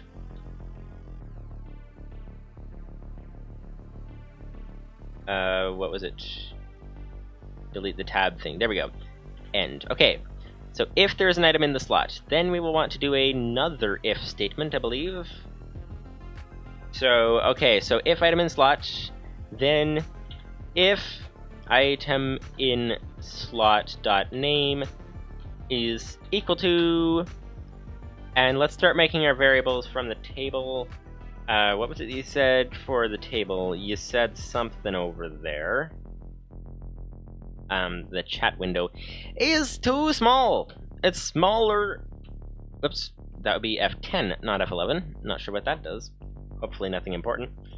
The chat window is smaller than how fast the chat is going, which is an issue. Okay, okay.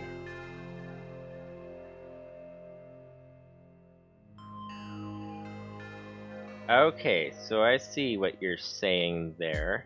I think. For the whitelist thing. So, okay, so I'm gonna grab that. And copy. Livestream says tables are automatically dynamically expanding. You can't not have a non-expanding table in Lua. If you have a table, then it will dynamically expand as you add to it. Okay.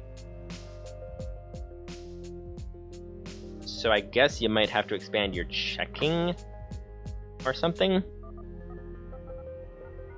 Okay, so the line that you put, I'm gonna copy and paste it and try to sort this out. The line that you put was this. At least it's part of the line. So Minecraft Cobblestone in square brackets for, not square brackets, the whatever you call them. The squiggly brackets, I guess you can call them that. Okay, so the squiggly brackets. Minecraft Cobblestone equals true, Minecraft leaves equal true. So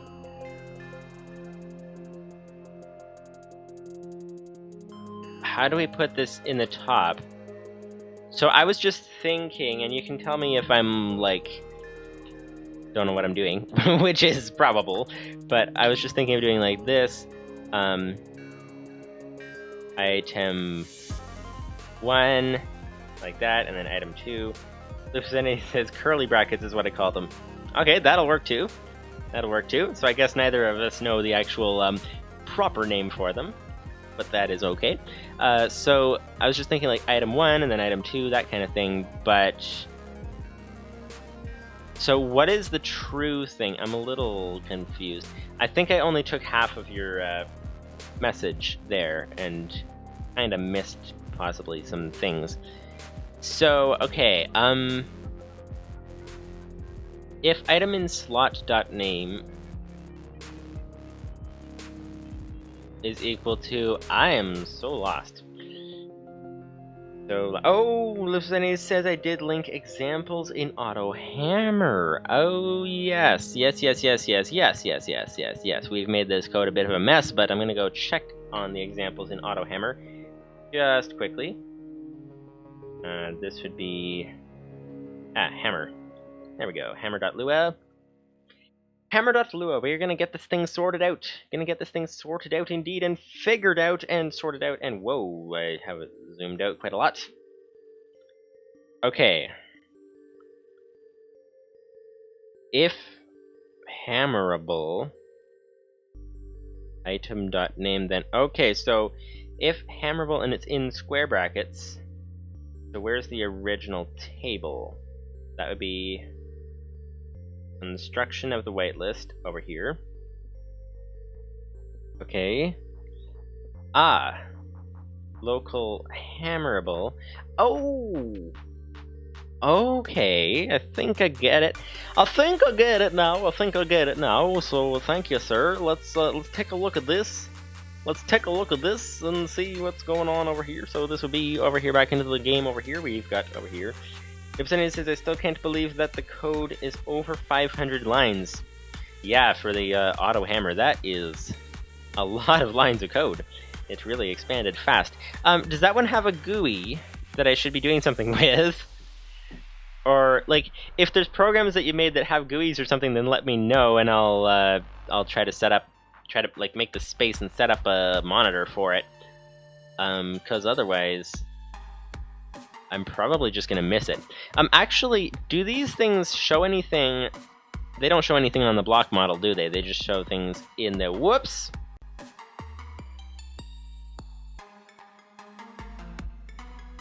You've been idle for too long. Yep, been idle for too long, standing there, staring at the computer, trying to program the thing. Alright, so I got kicked for being AFK. Let's go back onto here. It says programs get very big very quickly. Yeah, that's apparently a thing. That's why people hear things of like 90,000 lines of code or whatever else. There's a lot of things going on there. Okay, so we have the item sorter here. So let's go ahead and local. What are we doing? Oh yes. Okay, local. This would be. Okay, so what variable do we want? We want, okay, basically anything that goes into the crafter to be going to the furnace. We want those things to get sent to the back, and anything else, in case something gets into the system that shouldn't be for some odd reason, we want like the leftovers to go into here. So the leftovers in this case will be cocoa beans, because all we have in this case is zinc ore, So we want the zinc ore to go to the back, and then the leftovers, so cocoa beans and anything else that finds its way into here, will go over here. So let's make the variable table thing about cocoa bean. No, about zinc. That's what it is. Okay. Livestream says multi-compactor is the only one with a GUI. Also, the thing won't work with a monitor. Oh yes, the GUI works inside the computer, doesn't it? Okay, that is good. Livestream says it will ignore the monitor. Yeah, I forgot. I thought monitor was the only way to do a GUI, but apparently not. Apparently not. It didn't used to be, and apparently it still isn't. That's good. Okay.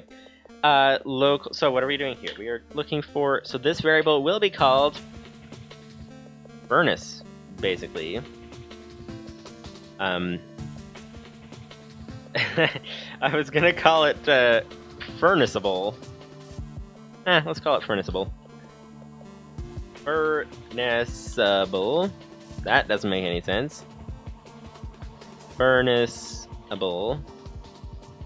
Because smeltable would be the word, but I'm gonna, yeah, I don't know. Let's call it smeltable. Let's call it smeltable. Smeltable. There we go. Smeltable is equal to. Let's open a table with the squiggly brackets.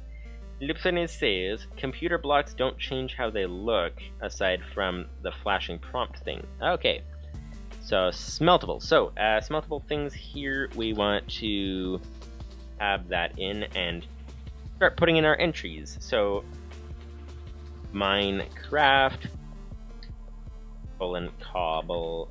Why am I typing in cobblestone? No. Smeltable. Let's say placeholders for now. Item and like this, and actually that's all we have for this one. Come to think of it, just the zinc. I think, right? There's nothing we're missing. Yeah, so for this one it's just the zinc. So, but let's put them in anyway. So smeltable. Okay. So put item in there. So smeltable item, and let's start building up the table is the idea. So equal to true. What's the equal to true for here? That is what I don't understand. Because why not just have the square brackets? Item 2. So these are just placeholders for now. True. And comma, and then we will close the squiggly brackets. There we go. Okay, so these are placeholders. So item 1, item 2. Okay, so item 1, item 2, smeltable. So we don't actually want item 2 right now. So let's just comment it out, because we're gonna need this when we go over to the other computers. Whoops, nope, that would be not the comment button. This would be the comment button. There we go. Okay, so let's make this thing, what is it? It's called... okay. We want to find out what it's called. And what it is called is, let's grab a turtle, so that we can test that easily. No, let's just do it in here. Yeah, I don't want to have to wrap the peripheral and all that all over again. So let's just grab a turtle. Where do we have our local friendly neighborhood turtle? That would be over here. We have some redstone, we have some glass, we have some gold. Okay, let's go for that. Turtle. Livestream says... What is that? Light detecting fixture. Charged quartz fixture. Interesting. Okay. Turtle. There we go. Advanced turtle. And, ooh. Requires a block of gold or a advanced computer. So let's craft one of those. And the advanced turtle requires... Oh, we're missing some gold. And a chest. 1, 2. There we go, like that. Chest, there we go, and some gold that we're missing. And 1, 2, 3, that'll do.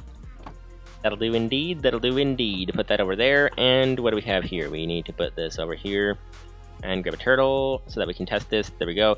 This is our section over here, for testing purposes. So this guy is facing the wrong way. Hello, sir.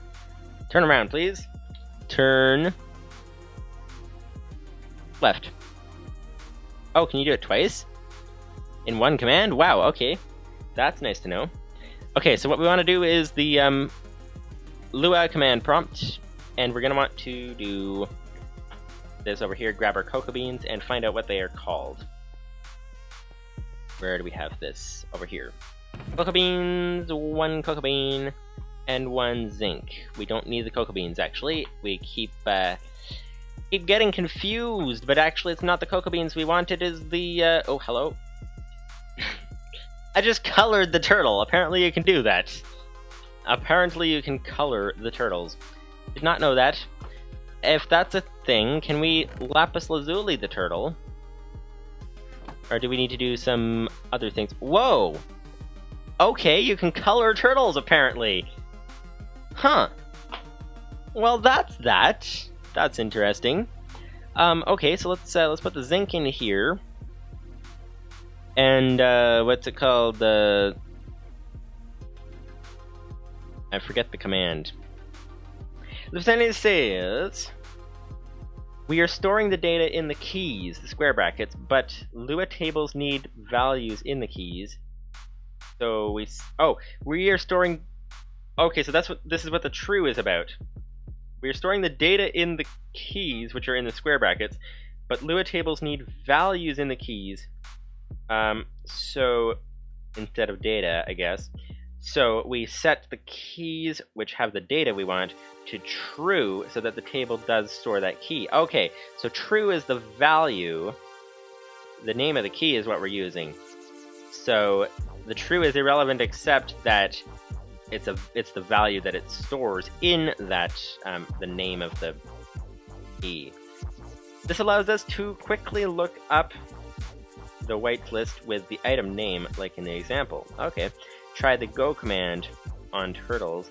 It can take numbers for repeating the previous step in the command sequence. Oh, really? Water bucket to clear the color. Oh, really? Okay, let's check this. Go.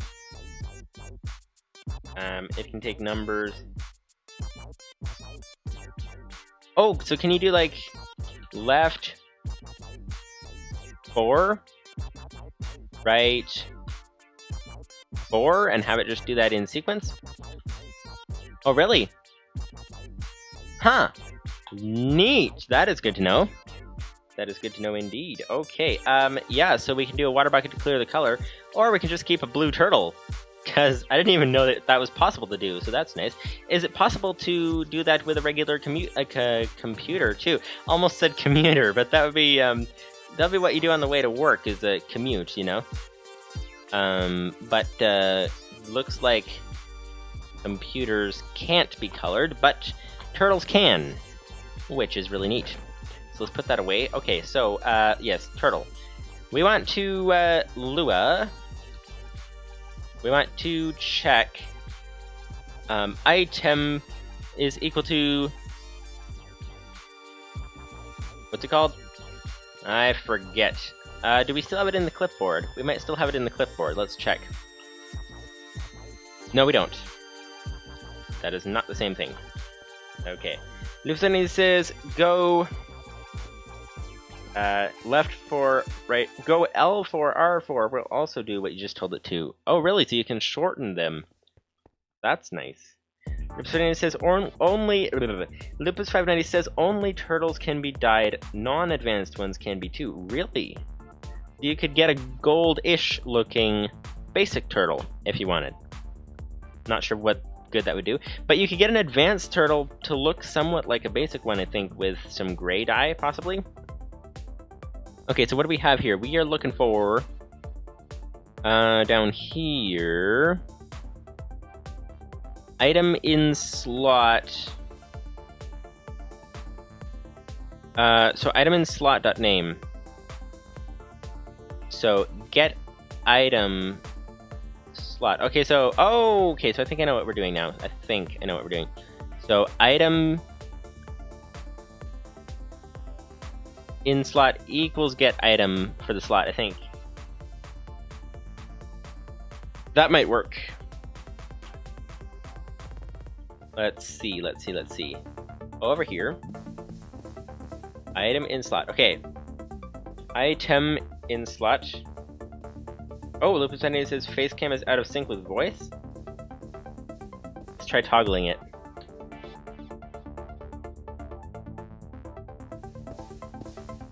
Is this better? That might have fixed it. Possibly. Let me know. Okay, so item is equal to item is the percentages might be me gonna refresh. Okay. Equal to what? Sorry, I'm losing my track of everything. Okay, item equals get item. Is that not a thing? I think that's not a thing. I think this is a command that doesn't work there, possibly. No, it should work. Should work. Okay, head over here. Get item slot 1. Item equals get item slot 1. Oh. Get item doesn't work. Okay, so get. Nope. Oh, it's turtle. Yes, turtle dot get item in slot 1. That should, nope, that didn't work. Turtle dot get fuel level, fuel limit, item count, item detail. That's what it's called. Turtle dot get item detail. Okay, so then item dot name. I think we just need to do turtle dot get item detail. Okay. Ex nihilo creatio colon item underscore or underscore zinc. Okay, let's try this.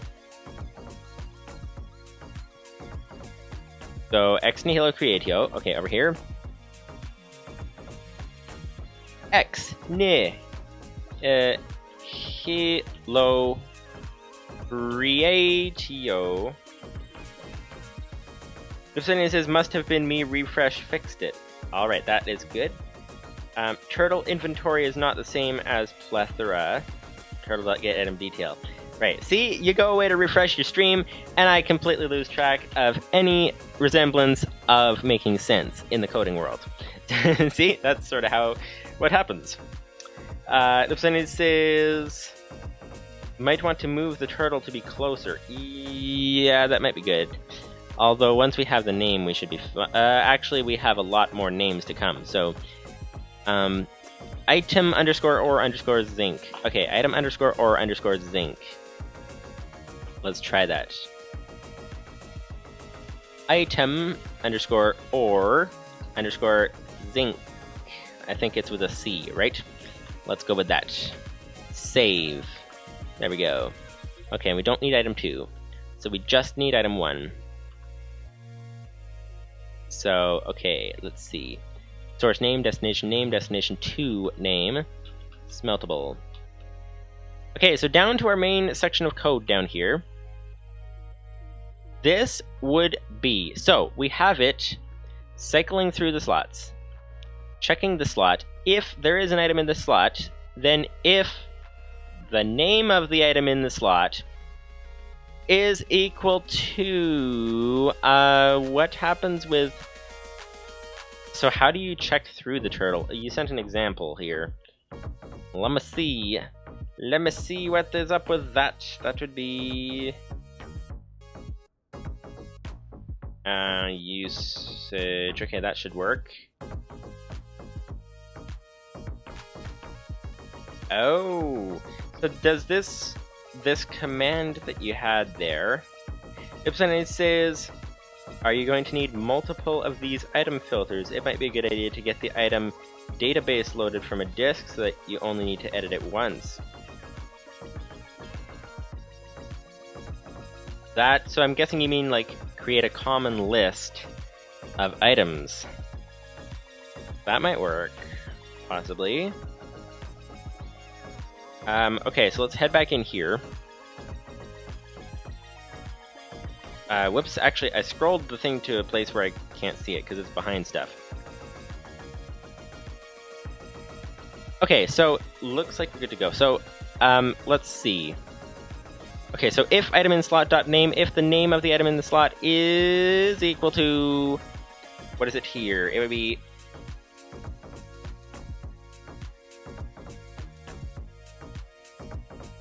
equal to... what's the variable called? Called smeltable. Oop, that would be a tab. There we go. Let's go delete that. Equal to smeltable. Wait, what happened to the caps lock? Then it says, where was it? Look at the example, you'll thank me later. Yeah, that's what I'm trying to do. I'm just not entirely sure how to interpret the thing. Also, I think I might have to end the stream fairly soon because it is very, very hot in here, and I'm wearing out. It's like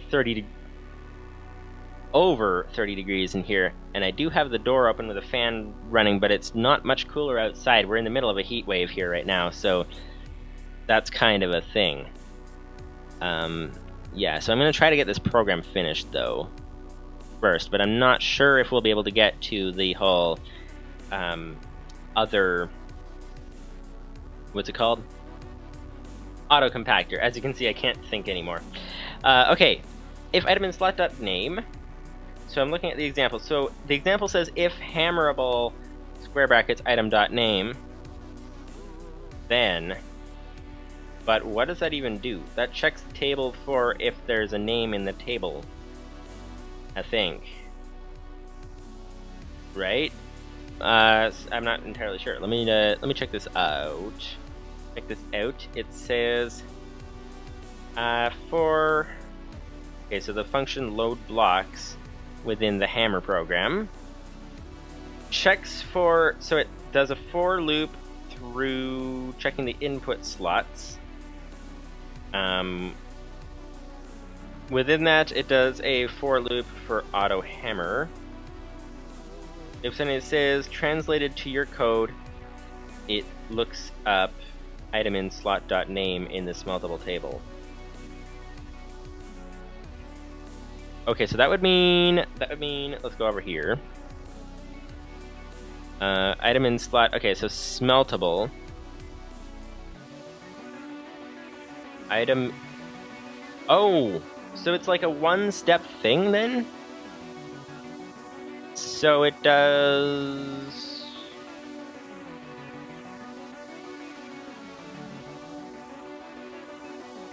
I'm lost, I'm looking for the thing.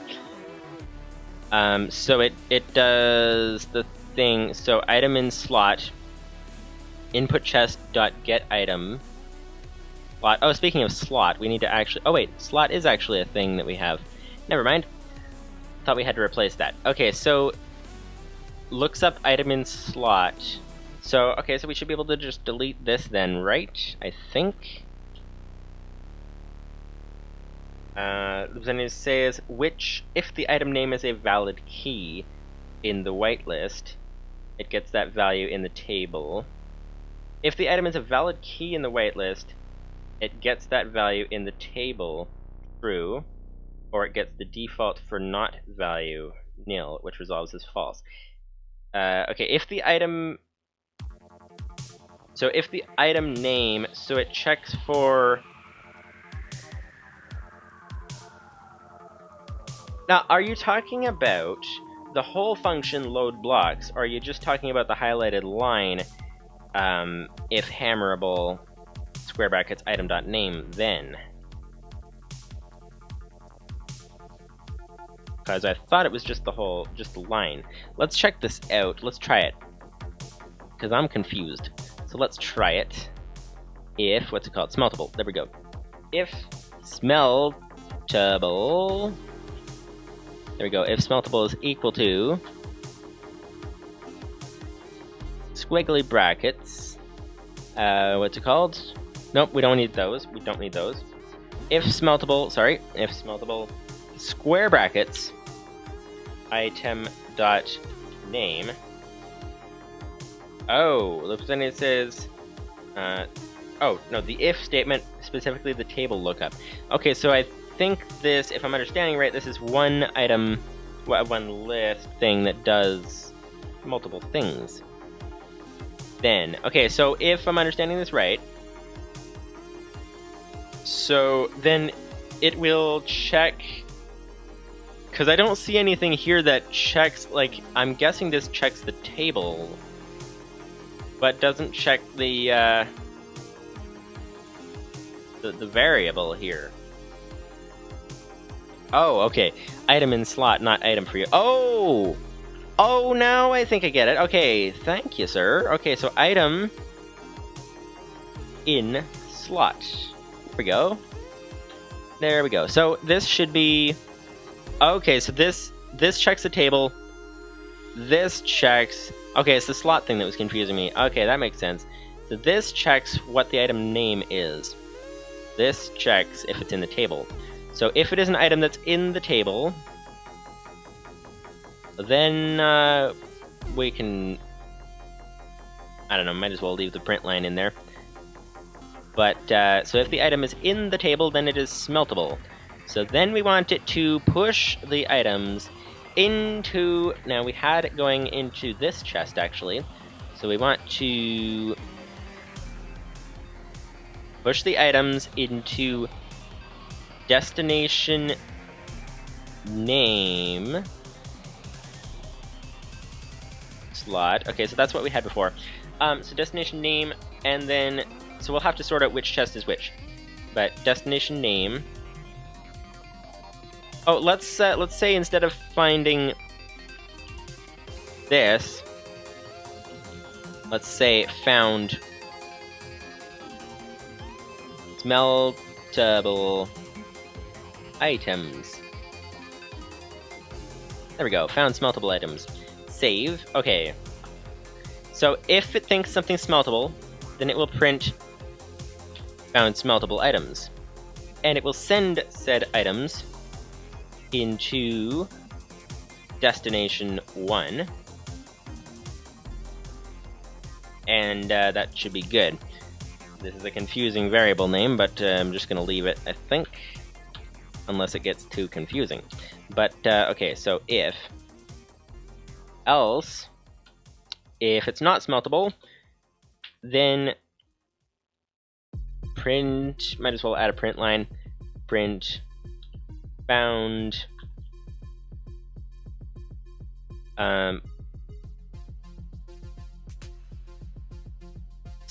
strange items, there we go. Strange items, found strange item. That could be confusing, but oh well. So, print, found strange item, and then we'll want to do the same thing as before, but with input destination name 2. Input chest dot push items. Let's rename this. We'll want to rename one of them to furnace. So destination name. So let's make that Wait, these are all chests.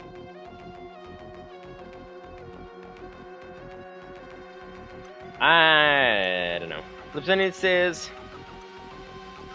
Also, empty slots will still error on line 19 due to get metadata not being nil guarded. What? Line 19, you said? That's down here.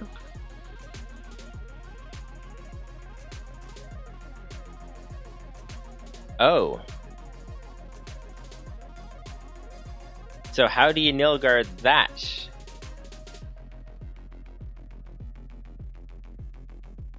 Oh, well, then it says junk chest name and smeltable chest name. Yeah, that's a good idea.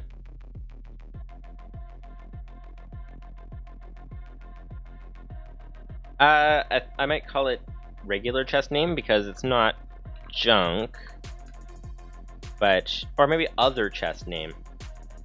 So yeah, so let's do that. So let's call this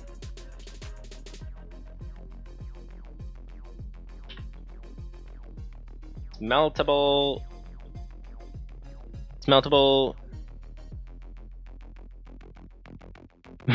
Wait, spelt that wrong somehow. There we go. I was like, something looks wrong here. What's wrong? Something looks wrong. There we go. Smeltable underscore chest name, and let's call this other underscore chest name. There we go. So let's bring this down now, and anywhere where we find destination chest, we'll need to fix that. Okay, so send them to... Send them to, if they're smeltable, what was it called? It was called smeltable chest name. Simple. Smeltable underscore chest name. There we go. Okay, input chest now, the second function, second line here, rather. Input chest.push items smeltable underscore chest underscore name. There we go.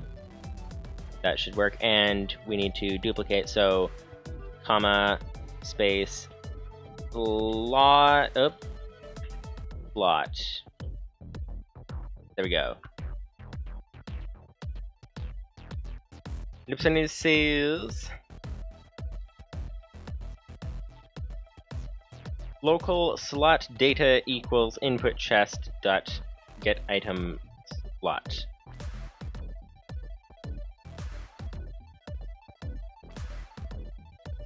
Where does that go? Line 19, I'm guessing? If slot data, then local item in slot equals slot data dot get metadata end. Okay.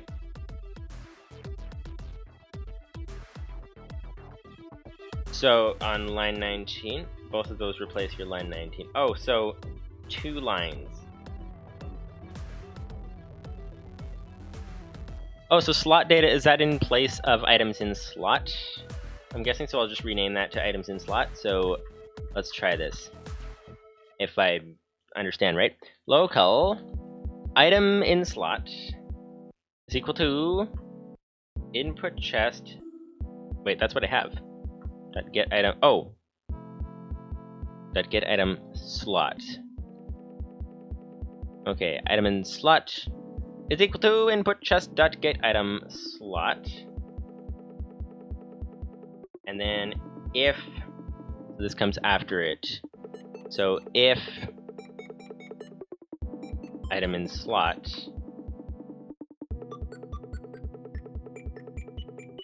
then okay, so then we'll want the next thing after this if statement. So if it has an item, so that it won't crash, if it doesn't, but if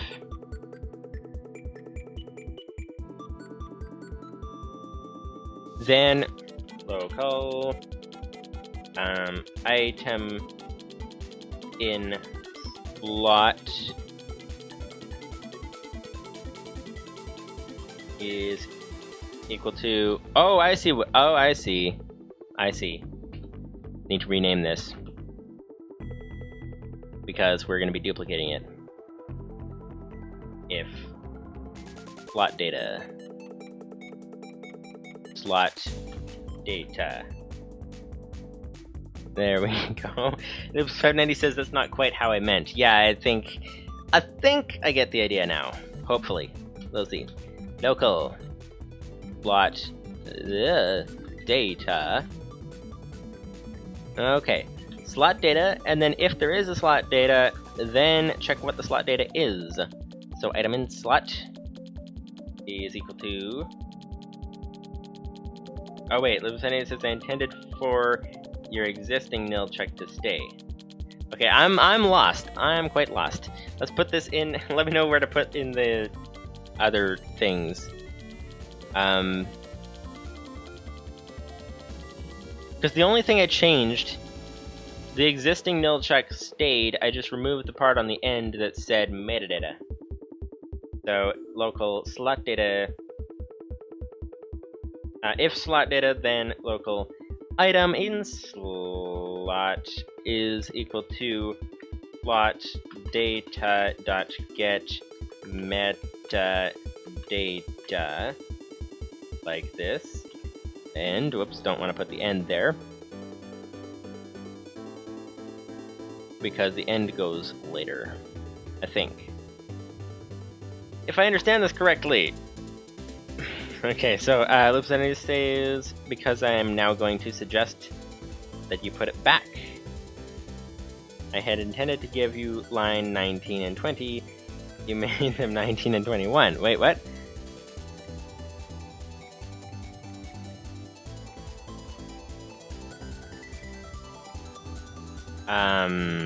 Okay, I think the only thing I changed, I think if we move this, I think I just renamed this.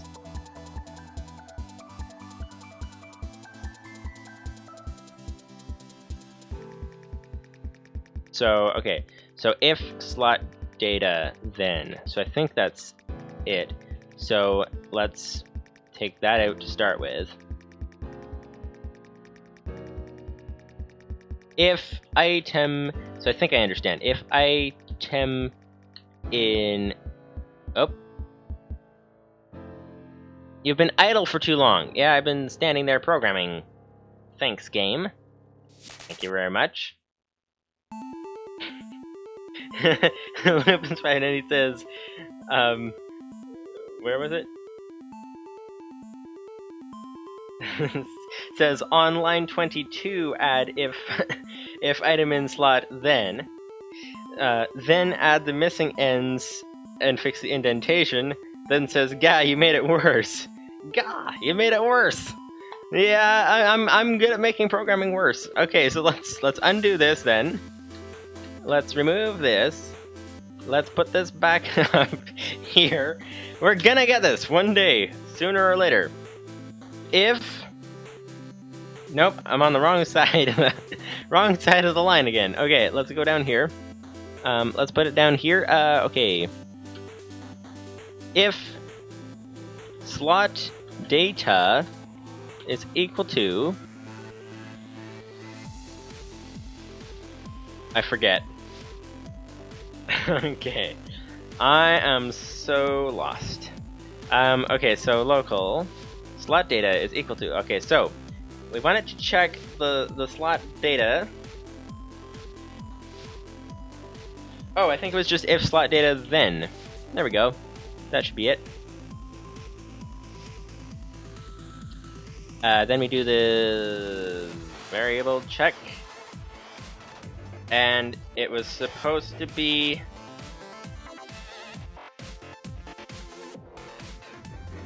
Wait, what? Okay, you said add that on line 22. I think. Okay, let's try deleting this. I'm so confused. Okay, I'll set it to how I think that I'm supposed to set it, and you let me know if it's completely off. So local slot data, so what we want here is we want to have another if statement. Oh, the percentage says it was 22 before you did stuff. Okay,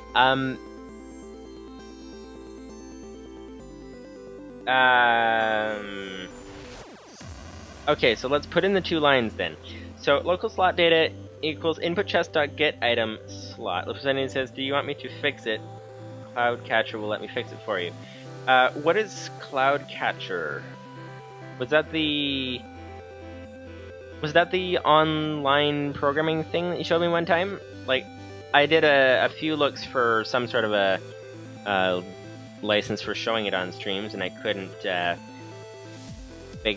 I couldn't find any license for it, I think is what was the issue. Oh. It allows me to remote into your ComputerCraft computer. Really? Well, let's see. Oh, it's a thing. Oh, okay, this isn't the thing I was thinking of. I was thinking of that online thing that has a larger window for programming in. But it seems like this is possibly a different thing, if I'm not mistaken. Let's try this. I think like this? No. Okay, well, let's restart. Also does the large window editor thing. Oh, do the wget. Okay, wget this.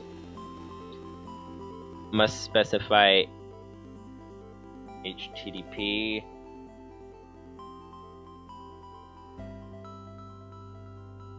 I'm lost. I'm lost! I'm very lost! I need a map. We need a map over here. That is the thing. That is kind of the issue. Let's make a map! Okay, no, but let's, how did you see the cloud.lua? But not the... Okay, yep, oh, whoops. Didn't mean to turn that off. Okay, yeah, let's hang on. Okay, I've got it. I've got it. Okay, wget, there we go. There we go. wget cloud catcher. There we go. Now we'll do the wget without the wget, please. There we go. Did that work? Oh, the representative says I also closed my window so the code changed. This is actually really neat if you can remote log into ComputerCraft computers. That would be very, very neat indeed.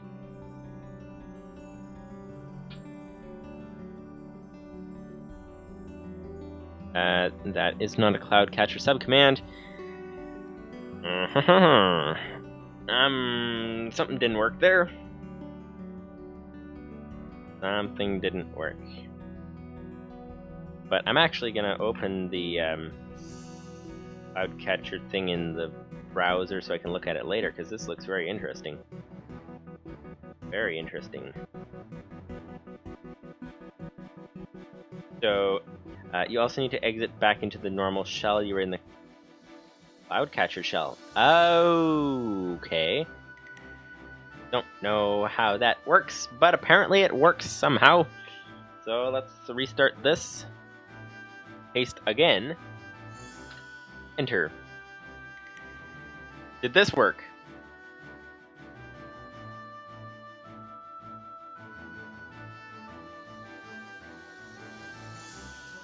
We successfully have a blank screen. Things are looking good today. Not any clutter going on here. It's very nice indeed. Livestream says that works. That's good. But you know, when you're doing things, you want to keep your workspace clean, so we don't have any clutter. We have a very nice black screen here. It says CraftOS 1.8 at the top. That is exactly what we like to see. Livestream says cloud edit file name. I'm guessing you want me to type that. Cloud edit. Not cloud.lua, it would be item sorter. There we go. Alright. So does that help?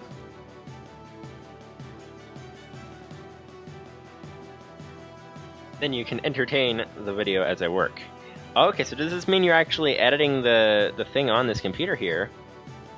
Well, I can't see it. That looks interesting. Okay, so in the meantime, what we're going to do is we're going to quickly try to get the... I don't know, should we try the... I think we should wire it up later. I might expand this off camera, possibly, a little bit. But, okay, so wiring it to the gravel setup might work. But I think we might wait on that because we can do that manually for the moment. I think what I'm going to do for now... Why am I saying gravel? Sand, wiring it to the sand. What we're going to do for now, I think, is try to set up the next stage, or at least lay out the next stage, if we can. So, let's see now. So we've got, this is the sieve section, then the sorter section, then after the sorter section, then we're going to head into here, and this is going to craft to then go to the furnace. And I think, because these things are usually pretty fast, computers, so I think what we're going to do is, oh wow, Livestream says done already. Wow, that was fast. Okay, so shall I restart the computer? Let me know if it's ready for restart. But what are we going to do for the next? I'm going to have to figure... You know what I'm going to actually... We don't have enough space.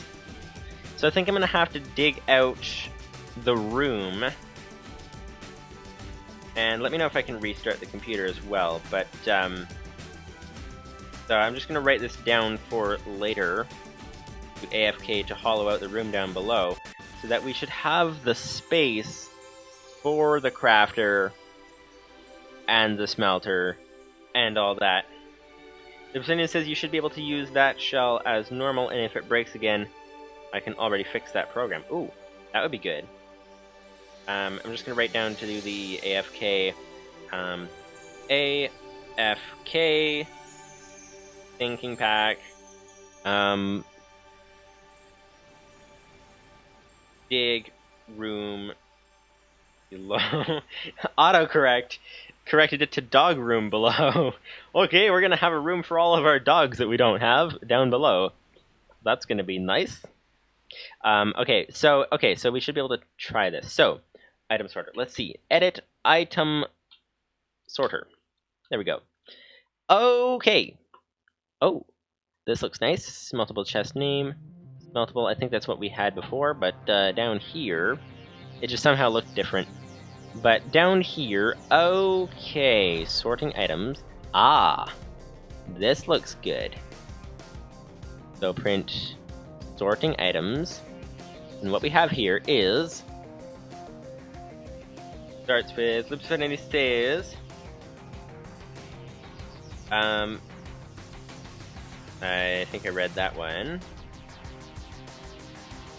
Also, because you shouldn't trust random people on the internet, I would read that code before using it. Yep, that, well, that is definitely a thing. Okay, so so what happened here? So we've got, our while loop, and we've got our for loop. Checks the slot data. Then if there's slot data, then item in slot is equal to slot data dot get metadata. Okay, so if there is slot data, then it checks for the metadata. And why does it say advanced mealy turtle? That's weird. Not sure what that's all about, but okay, get metadata. So slot data dot get metadata, and then if there is an item in slot. Won't get metadata fail, though, if there's no slot... Oh, wait. If there's no slot data, it won't even run metadata. So then, if item in slot... then if smeltable... So then if the item is smeltable, so it checks for if there is an item, it checks for if the item has metadata. Then it checks, again for some reason, but then if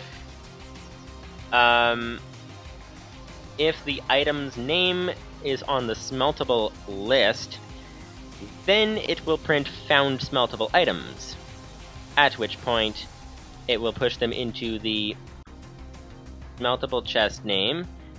Otherwise, it will push them into the smeltable chest. So we need to fix this. But looks like the failsafe thing to stop the crashing would work now. Thank you very much, sir. Luciani says the variables names could be better. That is true, and they certainly could be different, at least at the bottom. Other chest name needs to be what it's called down here. So input chest dot whoops. Okay, apparently it showed me a crafting recipe. Not sure why. That's interesting. Okay, so if it finds a strange item that is not a thing to go in the smeltery, or the furnace rather, then it's going to be called, I forget. Other, yeah. Other, there we go. Other chest name. Alright, Libsania says NEI is conflicting with the ComputerCraft GUI by the looks of it. That is quite possible. That seems to be what's going on, apparently. Very, very weird why that would be. But okay, so that looks good. So then we will save that, so it should do its sleep thing. Let's sleep seconds. We want this to be a lot less, I think. Possibly, I don't know. Yeah, let's cut it down to 300. There we go. Okay. Okay, so let's see if this works. Restart. And that should work, I think. Lupus Voidani says. Okay, we will see. Theoretically, what's it called? Item sorter. Edit. Item sorter. Nope, no. Let's just run it. Item sorter. 21. Attempt to call field get metadata and nil value. Uh-oh. We've got a problem there. Oh, and I think I restarted, which I think logged you out as well. Okay. Edit item sorter. Let's just see. 21, I think it was. If it says might be get meta. This line. So if slot data. Oh, could it be because slot data is not being reset or something? Like it needs to be reset to 0 or something? Could be get metadata. Yeah, let's try.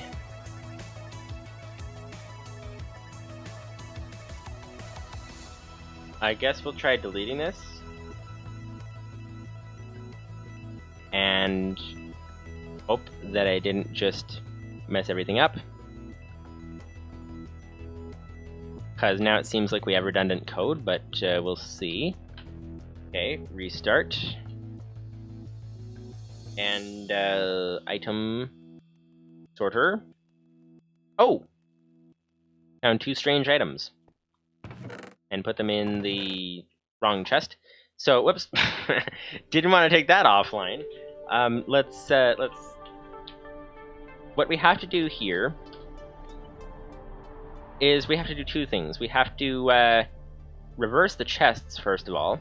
So make this 31 and make this 32. But then it found 2 strange items,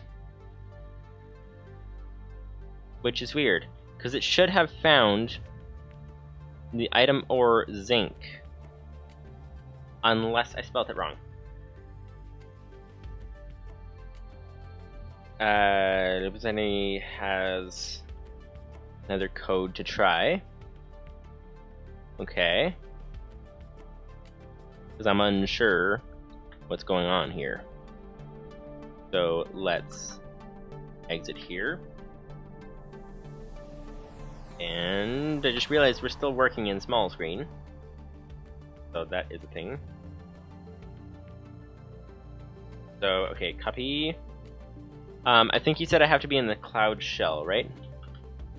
So, cloud. Oh, wait. This opens the cloud shell. There we go. That should work. Okay, so I'll let you do your stuff over there.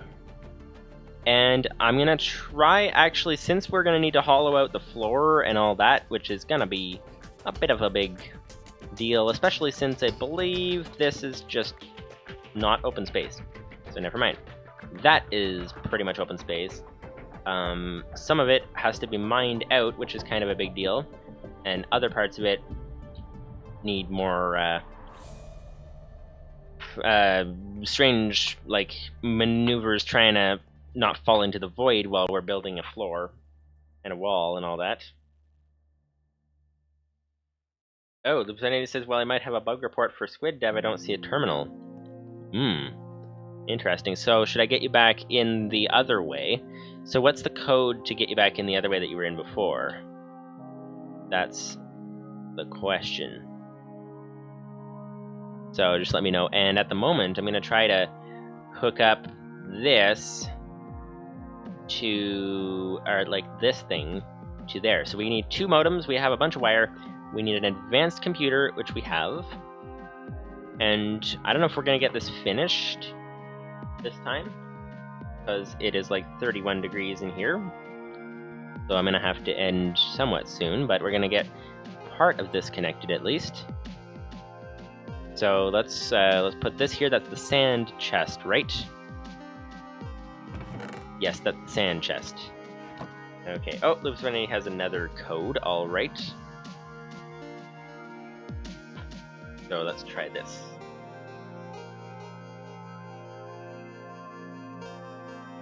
There we go. Copy.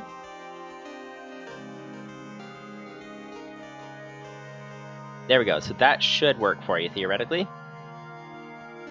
So, okay, time to... Okay, so what we're going to want to do is we're going to want to have an input chest over here. So this is the gravel, no, that's the dust. This is the sand section, and that's the gravel. So the sand section, we're going to want the first... We're going to need 2 input chests for... Are we going to need 2 input chests? We might not.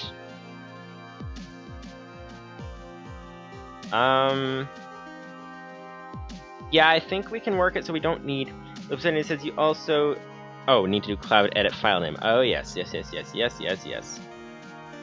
Cloud edit item sorter. There we go. There you are, sir. Okay, so if there's a way we can connect all 3 of these to one input chest, that would be great. So where does it get its input from? It gets it from these modem things. I think we might not be able to do that. We might actually have to... Okay, let's take down part of this wall so that we can actually move around. We're gonna have to actually, I think, do a 2-stage setup. So we're gonna have to connect that sand chest over to here into one input chest, and then have this one connected over to the next one. I think might be what is necessary, possibly. We'll have to see. Yeah.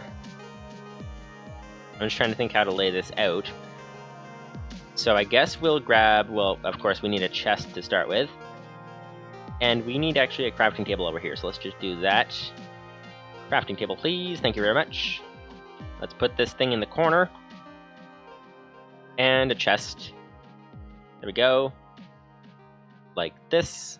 There we go, 1 chest. And because we have had some glitches with trying to actually connect to a chest that's not on the modem that the computer's on. For some reason, I don't know why that gives us issues sometimes. but I'm wondering if that's going to be an issue. If somebody says that might work, I was really hoping for the Lua prompt. Okay, so does it, so it's done now? Let's see. Item sorter. Okay, looking for some changes. I don't see so far, but that's just me. Okay, item in slot. Oh, change it to get meta. Okay. Oh, it looks like almost like NEI is open underneath the computer craft prompt for some reason, or at least it thinks it is. That's got to be what's going on. Okay, so this looks like it should work. So it looks like get meta has been changed to get metadata. Line 21 is the only change. Line 21 is the only change, and 21 is this one, which is okay. So let's see. Save. Exit. Let's run this thing. Item sorter. If somebody says I have another idea if this doesn't work. Alright, let's see. Sorting items. Oh yeah, of course, we need to actually put the items back upstairs so that they'll be sorted. Whoops, that would be sand. Actually, that's a good test. That's a good test. Any unknown items should go into the front. So, okay, we'll need to terminate. Let's run item sorter again. 21 get meta is a nil value. Great. Great. So, are you still connected on the cloud? Or do I need to get you in again? That's the question. And in the meantime, it's because, okay, the complications we're doing right now is because this program doesn't actually, the item transporter doesn't actually send to 2 destinations, it only sends to 1. So what we want to do is set up its 1, be the chest over here. If somebody says still connected, okay, good. Good, so we want to set up its 1 to be over here, and then its second one to be, so then set up another connection going over here is the idea. And so, okay, so I guess we'll set up the wiring first, because that's going to be necessary. So, okay, let's put the advanced computer over here, like that. Wiring coming over. If somebody says give that a go. Alright, let's give that a go. Item sorter. Oh, did it work? Smeltable items should be here.